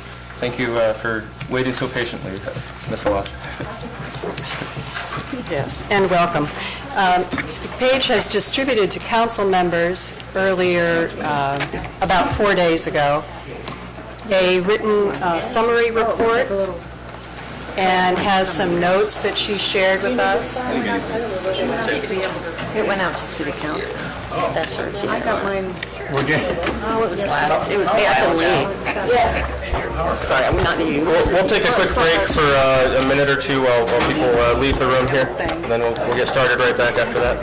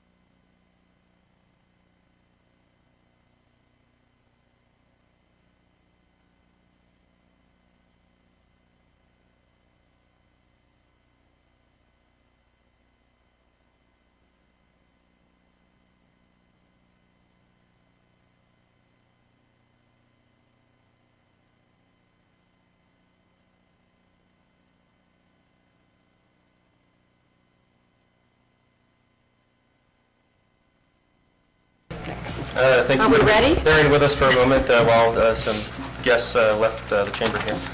So now we have a Finance and Personnel Committee chaired by Member Nysen. Thank you, Mr. President. Tonight we have a guest, Paige Alost. I realize I pronounce it wrong part of the time. So welcome, and we're glad that you're with us tonight. Paige is the director of the Convention and Visitors Bureau, with whom the City of Athens has a contract each year. And part of this is developing many different activities for the Athens County area. Council members did receive last Thursday or Friday a one-page summary, and then, Paige, I believe you have some additional information for us tonight, so welcome. I appreciate the opportunity to speak to all of you, and I promise to be brief. The sheet that I sent you last week was also very brief. I literally could probably stand here for 3 or 4 hours and give you similar education to what you received in fluoridation and in wellhead. I learned a lot tonight. It's actually quite fun, and you'd be surprised at how many of these things begin to affect the infrastructure that we provide to our visitors. So all of it is important. The grand scheme of the conversation is very important to what we do, so I appreciate your time. I'll run through these slides quickly, and then particularly for the new council members or those who we haven't met with before, if there's ever a time that you'd like to get together as a group, or if you'd like to get together singularly and discuss in greater detail some of the more specific things that we do, you have ideas about group tours or you have ideas about meetings and conferences, then by all means, please contact me. I'm always happy to visit and talk. All right, so just to give you a little background on what we do, our primary mission is to solicit and service individuals and groups to engage in visitor promotions, generating overnight stays and sales tax. And there's our more fluffy mission that we normally follow. But really what it boils down to is our job is to promote the City of Athens and Athens County outside of the realm of our county. So we usually look at outside of about a 50-mile radius from where we live. And our goals are always to create overnight stays and to generate sales tax and look for those tax-creating activities like shopping and dining. It used to be that lodging was the #1 activity of visitors, and a couple of years ago, due to the economy, that shifted. The #1 activity of visitors in Ohio right now is eating. And that works in really well with what we have to offer here, plus it is a taxable activity. It is interesting to note that only about 20% of the visitors to our region do stay overnight. We refer to that as staggering potential for growth. But for us, it also allows us, if dining and shopping are the two top activities of visitors for those day trippers, it does allow us to be able to absorb a few more taxable activities from them. Just a few more specific things that we do. We work with leisure travelers. We've been in secure groups and meetings. We're very active in legislative activities, both at the local and the state and the national level. And we create positive impacts by encouraging visitors to spend their money locally and supporting local businesses. All of you are familiar with the multiplier effect. We know that every time a visitor spends $1 locally, that it gets to turn over 2 or 3 or maybe even 4 times before it exits our community. And that's really important to our local businesses, that they can work with each other and they can sustain each other and leverage what the visitor dollar brings to us. A few facts about the Visitors Bureau. We were created in 1986 as a result of the state statute allowing counties to enact a 3% lodging tax to fund a county CDB. We also receive 35% of a 3% lodging tax that the City of Athens, has created. We operate on an annual budget of about $388,000. This is based on what we received last year. And we have 4 full-time staff members plus the occasional student intern who works with us. And we operate as a nonprofit organization governed by a 12-member board of trustees. Give you a few facts about Ohio's tourism economy. We sustain 439,000 jobs annually. We're the 4th largest private sector industry. 1 out of every 11 jobs in Ohio, and more specific to our region, 1 out of every 11 jobs in the Appalachian region is centered around the tourism economy. Statewide, it generates $38.2 billion in visitor spending annually, which results in about $2.6 billion in state and local tax revenue every year. We're a big business. Locally, our share is about $112 million. We generate about $2.9 million in local taxes, $4.6 million in state taxes. We see about 1.7 million visitors to Athens County on an annual basis, and again, about 80% of those visitors are day trippers. A few facts about us as a whole. There's our staff right there, including our student intern, Erica Johnston, who's working on a project I'll tell you about in a minute, along with our board of directors. Our president rotates on an annual basis, and our board member positions turn over every 3 years, unless you're an ex officio position, and that overturns every year. And we elect a president, vice president, secretary, and treasurer every year. And our current president is Shelley Rex, who owns Lake Hill Cabins. She's a wonderful partner to work with. Jenna Dill, our sales and marketing manager, she's responsible for working with our group tour operators, promoting leisure tours. She's a direct conduit to our hotel property owners and our restaurant owners, and she also manages all of our social media components, including our Facebook page. Natalie Woodruff, who a lot of you have met, she's our communications manager, so our electronic newsletters, all of our press releases that go out, our website development and maintenance, and then she also manages the 30-Mile Meal Project. Emily Molesky is our operations manager, and in addition to our books, she handles all of the distribution that takes place with our visitor guides, all of our fulfillment, so as people call in and request information or have questions about things, she handles all of that. And then, of course, Erica, our student intern for this quarter. A few tools of the trade. We use the official visitor's guide, which you have a copy of, which was recently released.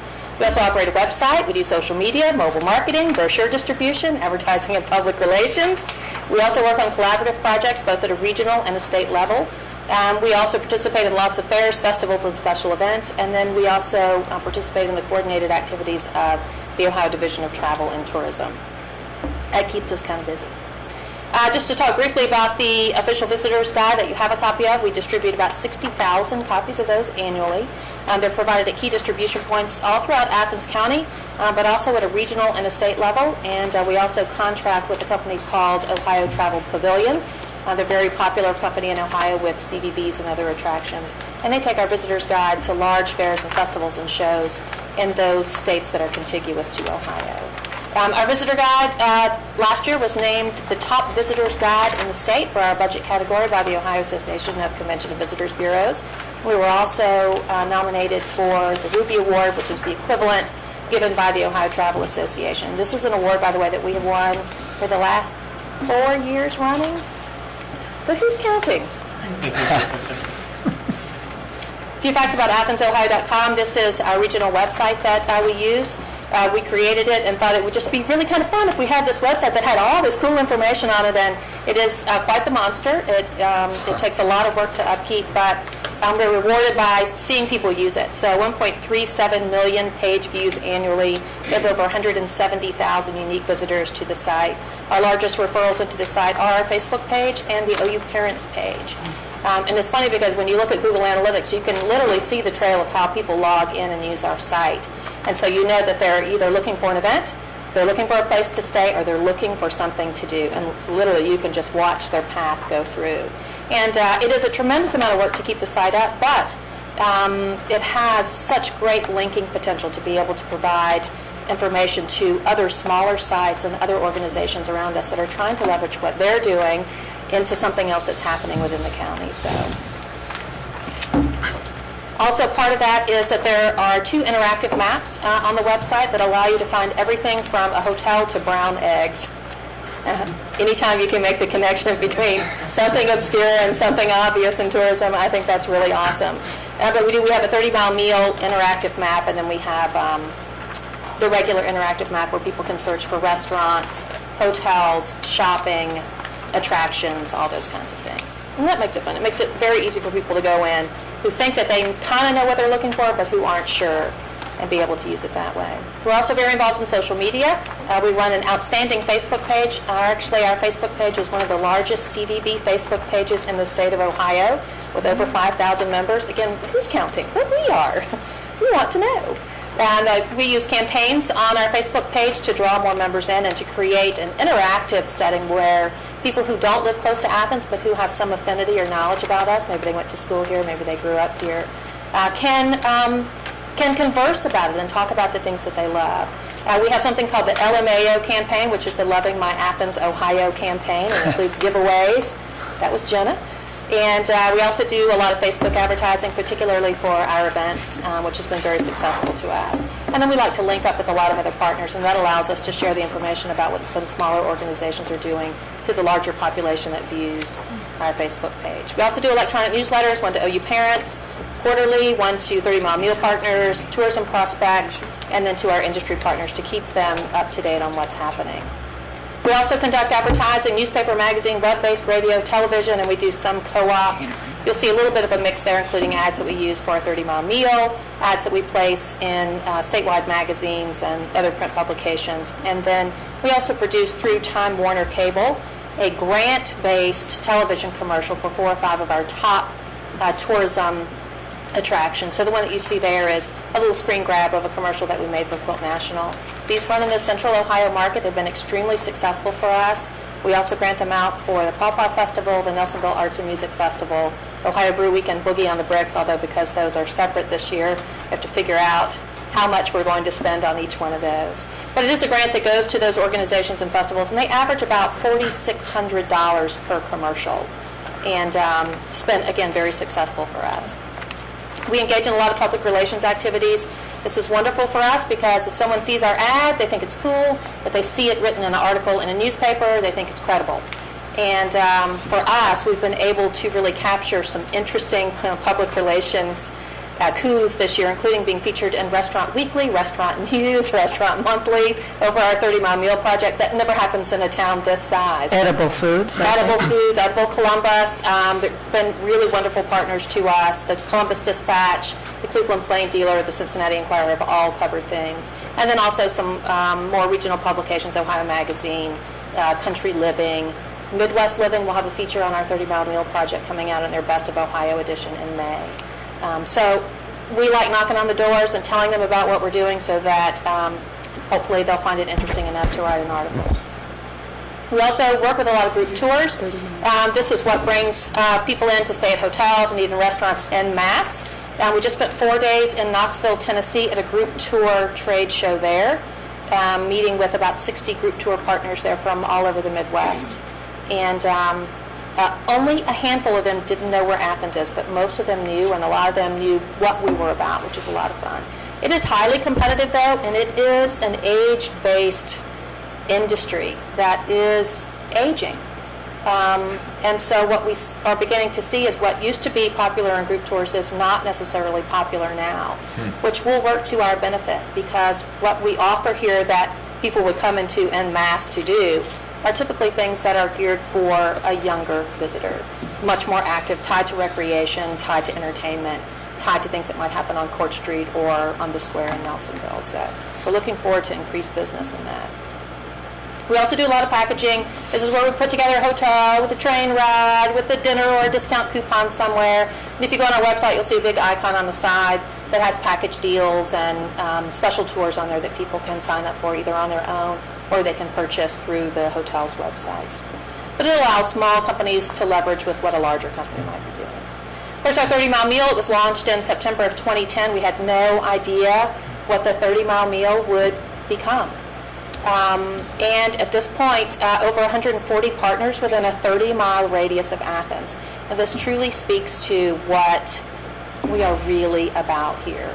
You know, for many years, we've searched to put our thumb on that thing that makes Athens so special, so unique. And it sounds sort of, I don't know, cliche to say, but what is that thing? And it's not the food itself, it's the spirit that goes behind this particular industry that we also see in the arts.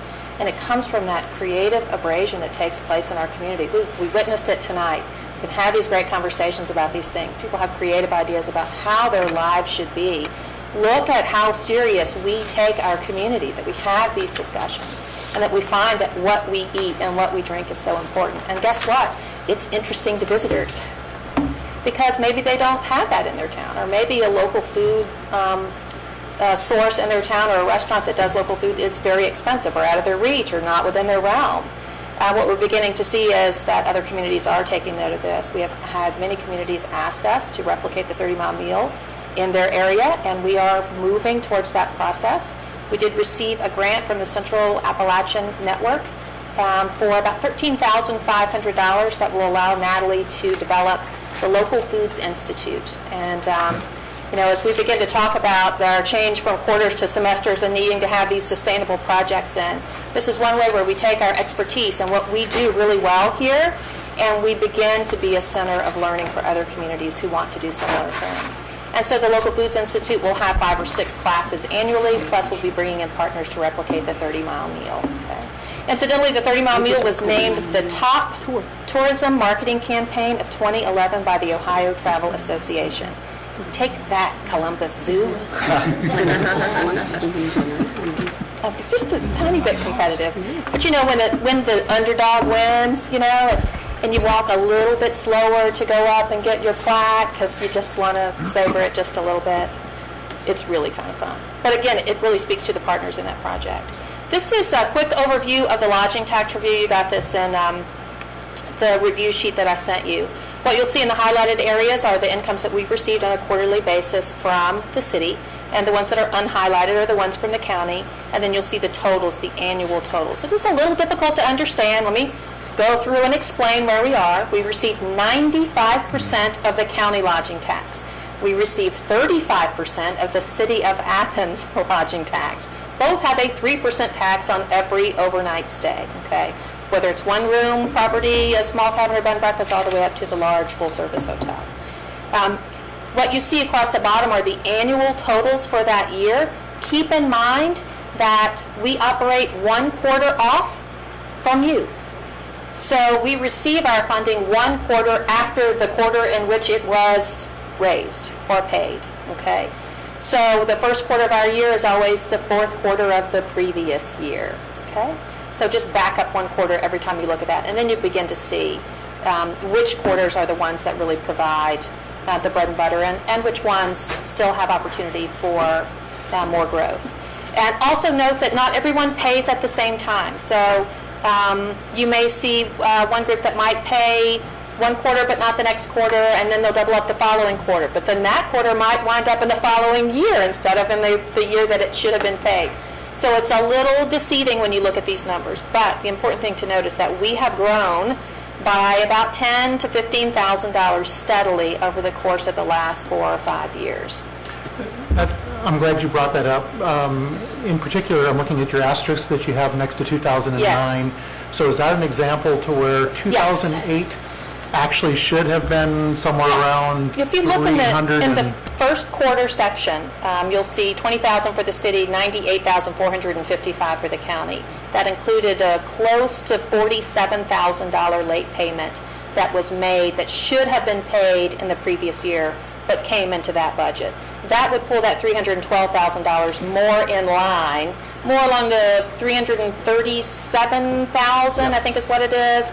And then the next one was about $348,000, I think is what that total should be. That's important. I'm glad you clarified that, because I was looking at those numbers, I'm going, well, did 2009 really have this big blip? That's on the asterisk there, yeah. That's great, because that's showing a real nice linear trend in everything that's taking place in terms of growth. Right. Because then I started thinking, well, maybe 2009 was Pelotonia, and we need to bring Pelotonia back. Actually, we didn't see that much business, not that much overnight stay business from Pelotonia. There were some guests who did travel uptown and that kind of thing. It certainly brought some capacity to us.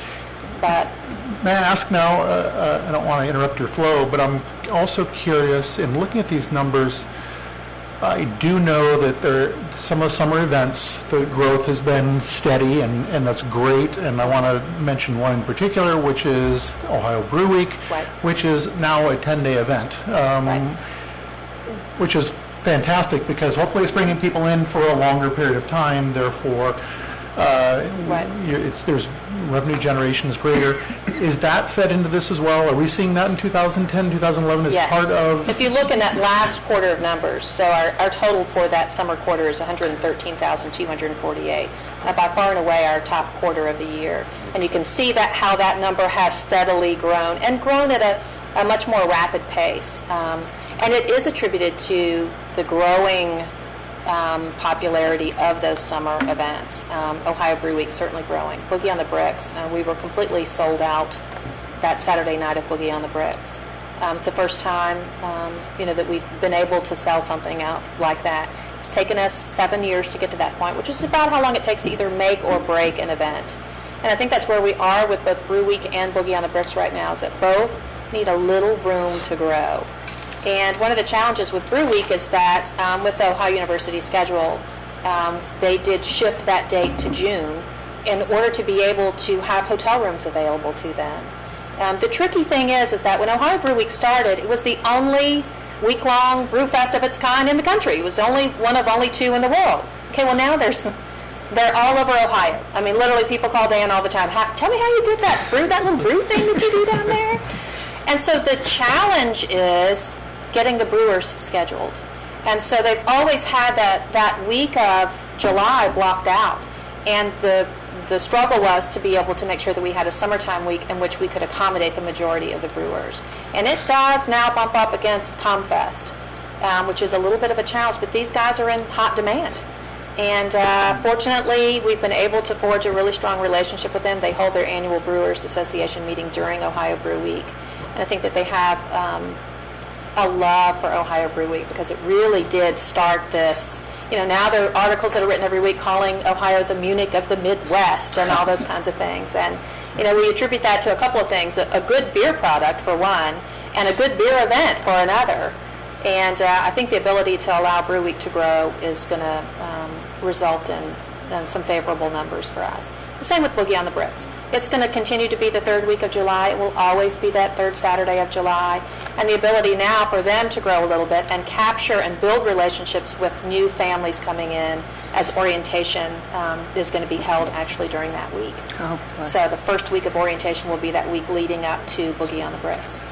So it's a new day, it's a new dawn. We're trying to sort of realign the schedule. But the good news is that we do have a lot of growth going on. And the challenge, I think, for us is definitely going to be the month of May. I'm anxious to see how much we really grow with those extra weeks in December. Weather plays a large part of this. And now, where we used to have business from January until the second week of June. We now have business from January until the first week of May. So we're losing a significant amount of good weather time, where we typically have the Sports Administration Symposium, we have the Black Alumni Reunion every 3 years, we have swimming and diving competitions during that time. That was our bread and butter month. And our businesses would tell us, they make as much in May as they make in winter quarter. So we're seeing 2 less weeks of instruction. We've moved, or they've moved, the Dad's Weekend to the fall, away from the end of January. And they've taken away the new Parents' Weekend, which we knew was coming. So we have a little bit to fill in there. The problem is that the time that we're left to fill is not optimum travel time. The weather is always risky. People are, sort of slow to confirm with things that happen over the winter. They wait and see. It's like Halloween. They wait and see. Is it a full moon and it's going to be warm, or what's it going to be like? So we'll see. Paige, are you also able to elaborate a little bit on a few other newer, maybe lesser-known partnerships or programming that's occurring, such as the jazz? Yes, we have, next weekend we have the Athens Jazz Festival. We've been doing this for the last several years. This year we partnered with Ohio University, and they're actually bringing in 5 high school bands and jazz combos from around the state for a day of adjudication. It's essentially a festival for them. We have a pub crawl on Friday night with some absolutely outstanding musicians, both locally and nationally. And then we have a concert at Memorial Auditorium. It's the first year that we've been able to use Memorial Auditorium. So you'll see information coming out about that tomorrow, as soon as I get back to the office and get back typing again. So yeah, great partnership with the university. They've been really wonderful to work with on the project, and it's something that we definitely can see growing and that we can use as a filler for one of these weekends in the winter or early spring, when we don't have a university event going on, but we have the opportunity to draw visitors in for something that is related to the university. Additional projects, we launched a geocaching trail last June, and we had over 200 people complete the trail and almost 1,000 people engage in the trail. For those of you who don't know what geocaching is, it's a high-tech treasure hunt. You use your smartphone to find these little hidden treasures. Sometimes they're just little tubes that you write your name on, but people will search all day long to find that little bitty tube. We created the first trail in Ohio. There's singular geocaches that are located all over the world. There's over 1 million of them all over the world, and there's quite a number of them within just a 10-mile radius of the center of Athens. But we created a trail around it. There are many other CVBs in other states who have done this. You have to complete the trail. There's a clue at each cache. You fill out the puzzle, you return the puzzle, and you get a minted coin. And the coin, if you haven't seen the coin, it is spectacular. People have offered to buy it from us. I don't know, it makes me think about Mardi Gras when I see it, but it is fantastic. It has the passion flower on one side, and then it has our county seal, our county flag on the other side. And it's become quite the collectible item. What people call us, can I please just buy one of the coins? No, you have to do the trail. But I live in California. You have to do the trail.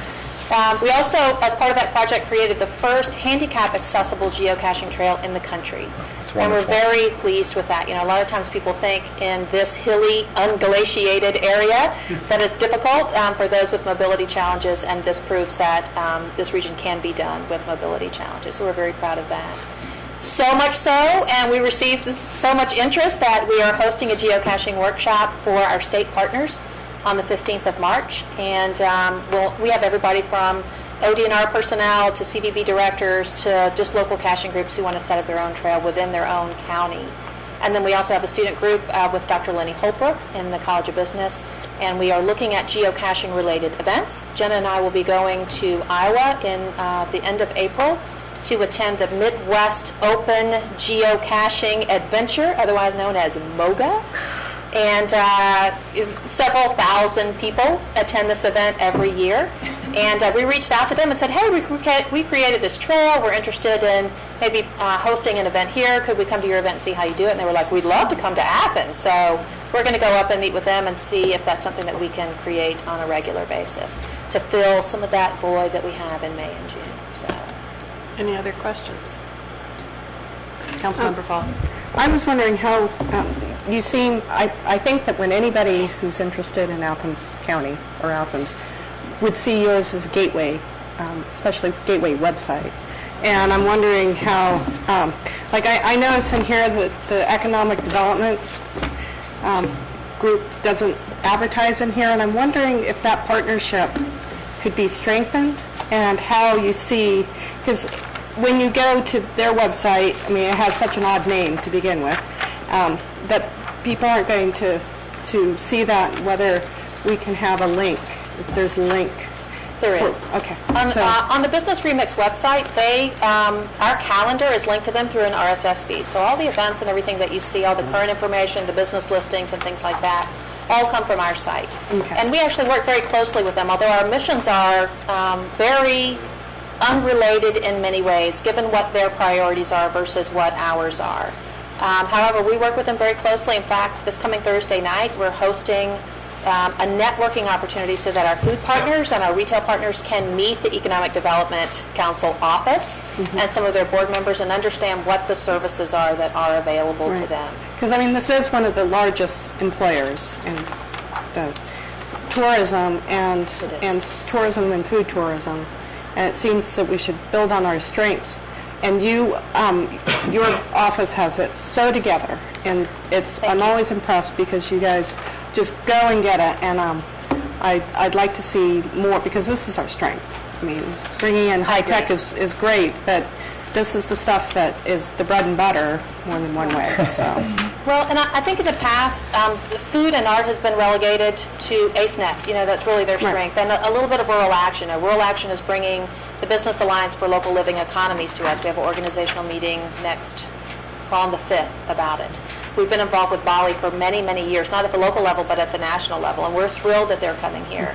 Because it's one more component that says, hey, it's not mass manufacturing, but it is important business, and it's important business that has the multiplier effect attached to it. And because it is the activity, the singular activity that every visitor who comes here will do. If you come to Athens and you don't eat, it is not my fault. I mean, like, you had to be on a hunger strike or something if you come here and you don't eat. But it really is being able to say, hey, these businesses aren't just part of the lifestyle of being here. They're not just for the residents. That they have the building blocks of a sustainable economy. And what's interesting is that some of these food producers have manufacturing opportunities and desires, whether it's meat processing, nut processing, the work that Shagbark is doing, just between the two of them is amazing and so inspiring. So when you say, we go out there and get it, well, we have partners who go out there and get it, and we stand there and say, well, how do we keep up with you? What can we do to help you? And because it is, to me, the most important identity that we can put out there, it's just incredible. I think that tourism is a huge gateway. You go and have a good time. Yeah. We're going to give about 2 more minutes, a couple more questions, and so I have just a couple more slides to go through. You'll see our annual expenditures really quick. Our staff is about 50%. We do invest heavily in our staff. Not necessarily in salary, but in number. And that's important to us because we get more out of that than we could get if we spent that money in advertising. We know that the staff can produce. We're not sure what advertising always gets for us. And you'll see the total budget there, $388,159. And that's a breakdown of where our annual income comes from. About 71% of it is from the county, 25% from the city, and 4% is other. We do have a little bit of income that we get off of our website from ad sales. And then included this year is the $13,500 grant that we received from the Central Appalachian Network for the 30-mile meal project. And that's our last slide. That's just a quick idea of some of the things that we're working on this year. So, all right, so I have 2 comments. This year, you became much more involved in the litter-free aspects of Athens. Yeah, it was fun. And we really appreciated that because I think that's a comment that many of the visitors may either notice that we don't want them to see either. So we would like to encourage you to keep up with those efforts and attend meetings and those kinds of things because that's a huge part of, the vision of what we'd like to see Athens. And I think you bring an aspect to it that maybe some of us don't always see because of your marketing and all that. So I think that's great, and we really want to encourage you or your staff to be involved with that.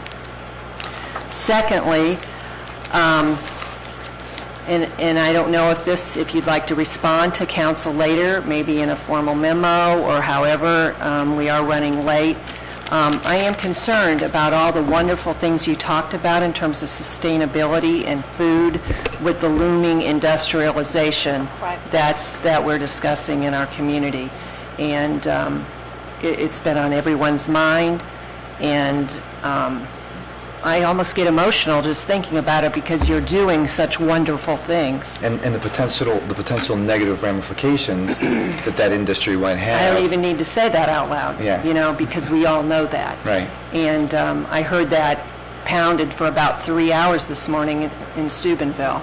And so I credit your efforts. I think we somehow need to help you make that broader statement.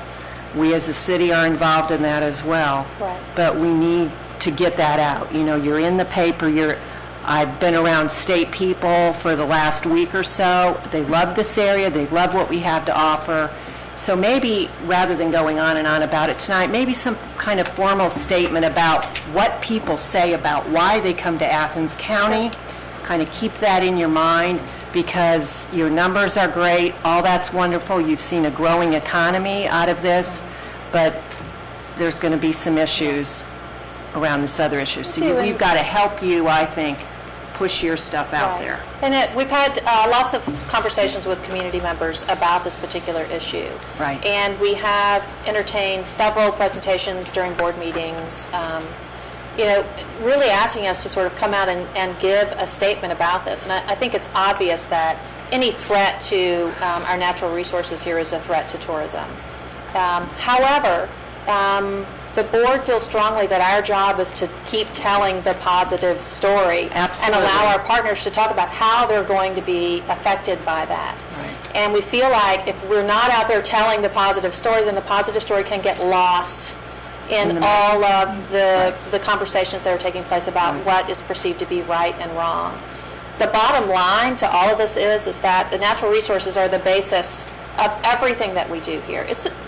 In truth, it's the basis of every tourism economy. You have to have those natural resources to provide the infrastructure like the water, whether you want it with fluoride or without. But all of those things, when you threaten that infrastructure, you threaten your ability to have income and success and to be able to leverage those dollars. And what's so important about the visitor dollar in Athens is that we don't have the population in the city or the county to sustain the things that we love the most about the city of Athens and Athens County. And we rely on those visitor dollars to give us the quality of life that we want. And that quality of life includes healthy, safe, edible, local food, and a great sense of community, which I think we experience now. So I think if you could put something together that all of us could hand out to anybody we see, we will do that, and that'll be advertising for all of us to help. Absolutely. Thank you. Any other questions? Yeah. Just one quick comment, just to thank you for coming and for the work that you're doing. It's very clear from your presentation, your web presence, the media outreach that you do, that you and your team is very modern and forward-thinking. Thank you. And that you're moving Athens in the right direction in terms of where we want our image to be. And so it's much appreciated. Thank you. And anytime you change your mind on what you think is important to Athens, then just talk, because we go with what the people say. That's what makes Athens so awesome. So. And when we get our website redesigned, I'm sure we have a link to your There's a link on there, athens.com, and we'll make sure and do that. Just a comment, your presenting tonight made me think of the bypass, and so I checked with our street department director about an Ohio Department of Transportation on what the increases might be in travel and traffic, and so it kind of ties to that day tripper idea. Right. And they're anticipating an additional 1,000 vehicles per 24 hours with the opening of the bypass. And I know just from Councilmember Butler and Gosney and myself serving on the Transportation Committee, and now Councilmember Pappy too, that we have a lot of people from the Athens area that are interested in using the GO bus to go to Columbus. Well, that's not quite the formal purpose of Go Bus. It's to link us to other areas of the state. But I'm thinking about those day trippers in reverse of people from Columbus coming down to Athens. And one of the things that the Transportation Committee's worked on is the bike and pedestrian plan. And I noticed we've got great coverage of our bicycle, our Hockey Medina. So maybe there's a way to partner with Columbus Outdoor Pursuits, as we have in the past with GOBA. I know they also do other weekend rides or day rides, maybe developing some kind of new package that links us with other communities in the southeast Ohio area. Actually, looking at the Go Bus as a possibility, part of the challenge with the Go Bus is that once visitors get here, the transportation that they need in order to get around. But I think that there's possibilities there. We also are working with a number of Central Ohio group tour operators who are interested in the day trip that's entertainment, food, Court Street based. And that is a new emerging market in the group tour industry. We're really looking for those receptive operators as well who are willing to identify alumni groups from the outlying areas, our major metropolitan areas, but also throughout our contiguous states, all the way from Charlotte to Detroit. Those that are within a 6-hour drive of us, to be able to say, put together a group, we'll help you market it to those alumni groups. We want them to come here, self-form, self-tour, have a great time, get back on the bus, go back. So. Well, thank you so much for your time. Thank you very much. I appreciate the support. And again, if anyone has questions or they want to get more into detail about specific things, then just let me know. I look forward to that. Thank you. 3 other Finance Committee items that we have tonight. Maybe not nearly as interesting as some of Paige's activities that we're reporting on, but equally essential.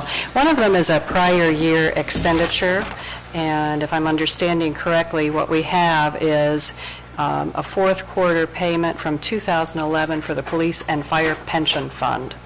And what we have some money appropriated, but we need an authorization to pay an additional $25,578.72 for the prior year expenditure. So that will be coming forward to council since it's above that $25,000 limit.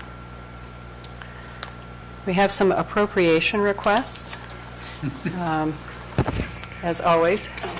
Yeah, yes. we need that police and fire payment ordinance suspended, because that payment Next is week due. when it's presented. Yeah, it's Yes. due March 31st, Okay. or something like that, soon. Okay, thanks for noting that. Some of the other appropriation requests, one of them is for some additional monies from the appropriated balance funds, and this is for the Parks and Recreation and also the Community Center. We have need of $15,000 from Parks and Recreation and $20,000 from the Community Center. These are for ongoing supplies. A minor amount was budgeted towards the beginning of the year, and this amount being requested now is within the parameters of what we spent on supplies last year in those different departments. We're just now needing to appropriate that. Just want to appropriate it. Mm-hmm. We have another item that will be coming, and this is for an authorization on a previous ordinance on a project that was presented earlier this year. It's amending ordinance number 10111, and it is increasing the authorization and appropriation by $6,000. And this is for the last old part of a water line on Union Street between Depot and High. And so what we would have then is all new line from Court Street to Schaefer. And by appropriating this now, we can link in and with another project, as I'm understanding, and get the repairs done, so it's continuous. It's kind of just taking it to the top of the hill. Okay. So I believe it was for the engineering, to do additional engineering to route that portion into the projects. Okay.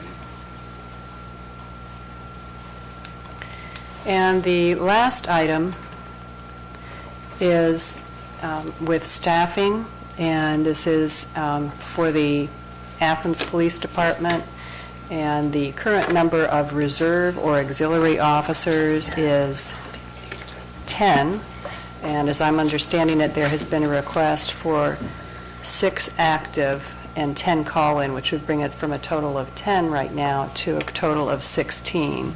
And this is to allow for additional staffing during special events. No expected increase in the cost. It's just a way of separating. It's been 12, actually. They're adding 4 just for more flexibility if they need to call in more, because only 4 of the auxiliary officers work part-time throughout the year. All the rest of them are call-in only, and so that way they can call in more for one event and fewer for another one, and as I said, they don't expect any increase in money needed. But just to clarify what the auxiliary officers are, some are really more part-time, some are call-in. And the part-time are 20 hours or less? Yes, Is what that is? yes, exactly. And the auxiliary, like you said, these are event only. And I understand there's equestrian, there's also a mounted that's being included in this as well. Yes, some of the auxiliary officers they call in are mounted, right? Well, and the anticipation is that we have a lieutenant that's scheduled to retire and who will return as the mounted commander, I guess, of the reserve, so to be used as needed. Okay. And then we have one additional item, and this is an amount to be appropriated, and this is for what's called the Community Development Block Grant, so it's Fund 248. And these are grant funds that allow us to do some of our programs through the year, including our Habitat for Humanity activities. And the amount to be appropriated is $522,000, and that will be for a grant, and then we have the grant number referencing that. That's an ongoing, it's just our new one for this year, the AE11, and we just didn't put any money in the budget this year. The money's there. We also need that one suspended because we have a drawdown due on that. I have those. So the CHIP grant, Fund 248, and police and fire pension, we would like suspended on Monday. Okay. To answer the question, I just wondered where it was going to go. Okay. Oh, CHIP And grant. do we have an additional item? One or two, I think.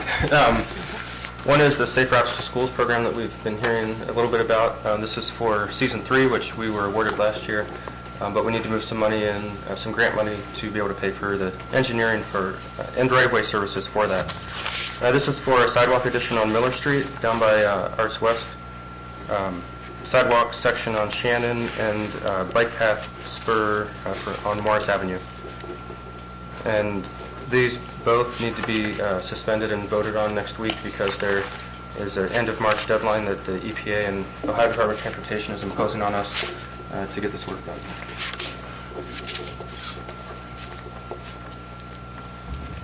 Any other items? Do you know the amount on that offhand, Lachlan? 23,000 even.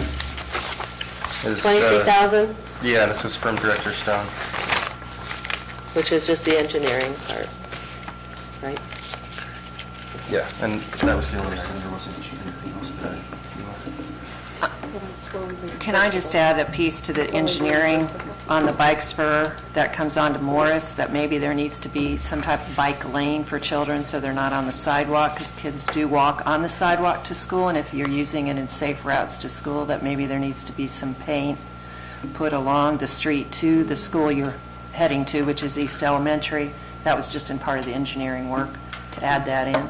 Because if you wanted to use children to ride their bikes to school at that busy time, there would also be kids walking on the sidewalk. You wouldn't necessarily, I don't know, it's just an engineering. Well, actually, I think Andy has some plans for a bike lane On Morris. on Morris. That sounds good. Because there's only parking on one side, so it's already, it's available. Do they ride bikes to East? They ride bikes all over there. Oh, I'm sure they ride, but yeah. We're They're gonna not allowed teach- to bring their bikes to West Elementary School. You're not allowed to They ride a bike may there. ride them, they have racks in the back. And we have plans for a T-shirt that talks about the feral children of the Near East neighborhood. So, because they're always out there all the time. Well, and there could be other people, I'm not saying they shouldn't, I'm just saying they're not allowed to ride their bikes to West Elementary, but if it's a time when they're riding to school and there's other people trying to ride on the sidewalks, which is legal outside of the Court Street area, that would be dangerous. It'd be nice if they could stay in the street. Most people walk. So it's a big walker, but they can ride. But I mean, like students, other people trying to ride their bikes. There are a lot of people who bike commute. Yeah. And so there are a lot of people at that time. That would help keep them off the sidewalks when the kids are trying to get to school. Or keep the kids out of the street. Yeah, when they're trying to get to school. that too. Okay. I believe that's the end of the Finance Committee agenda items. Well, we're adjourned. We'll see you all next week.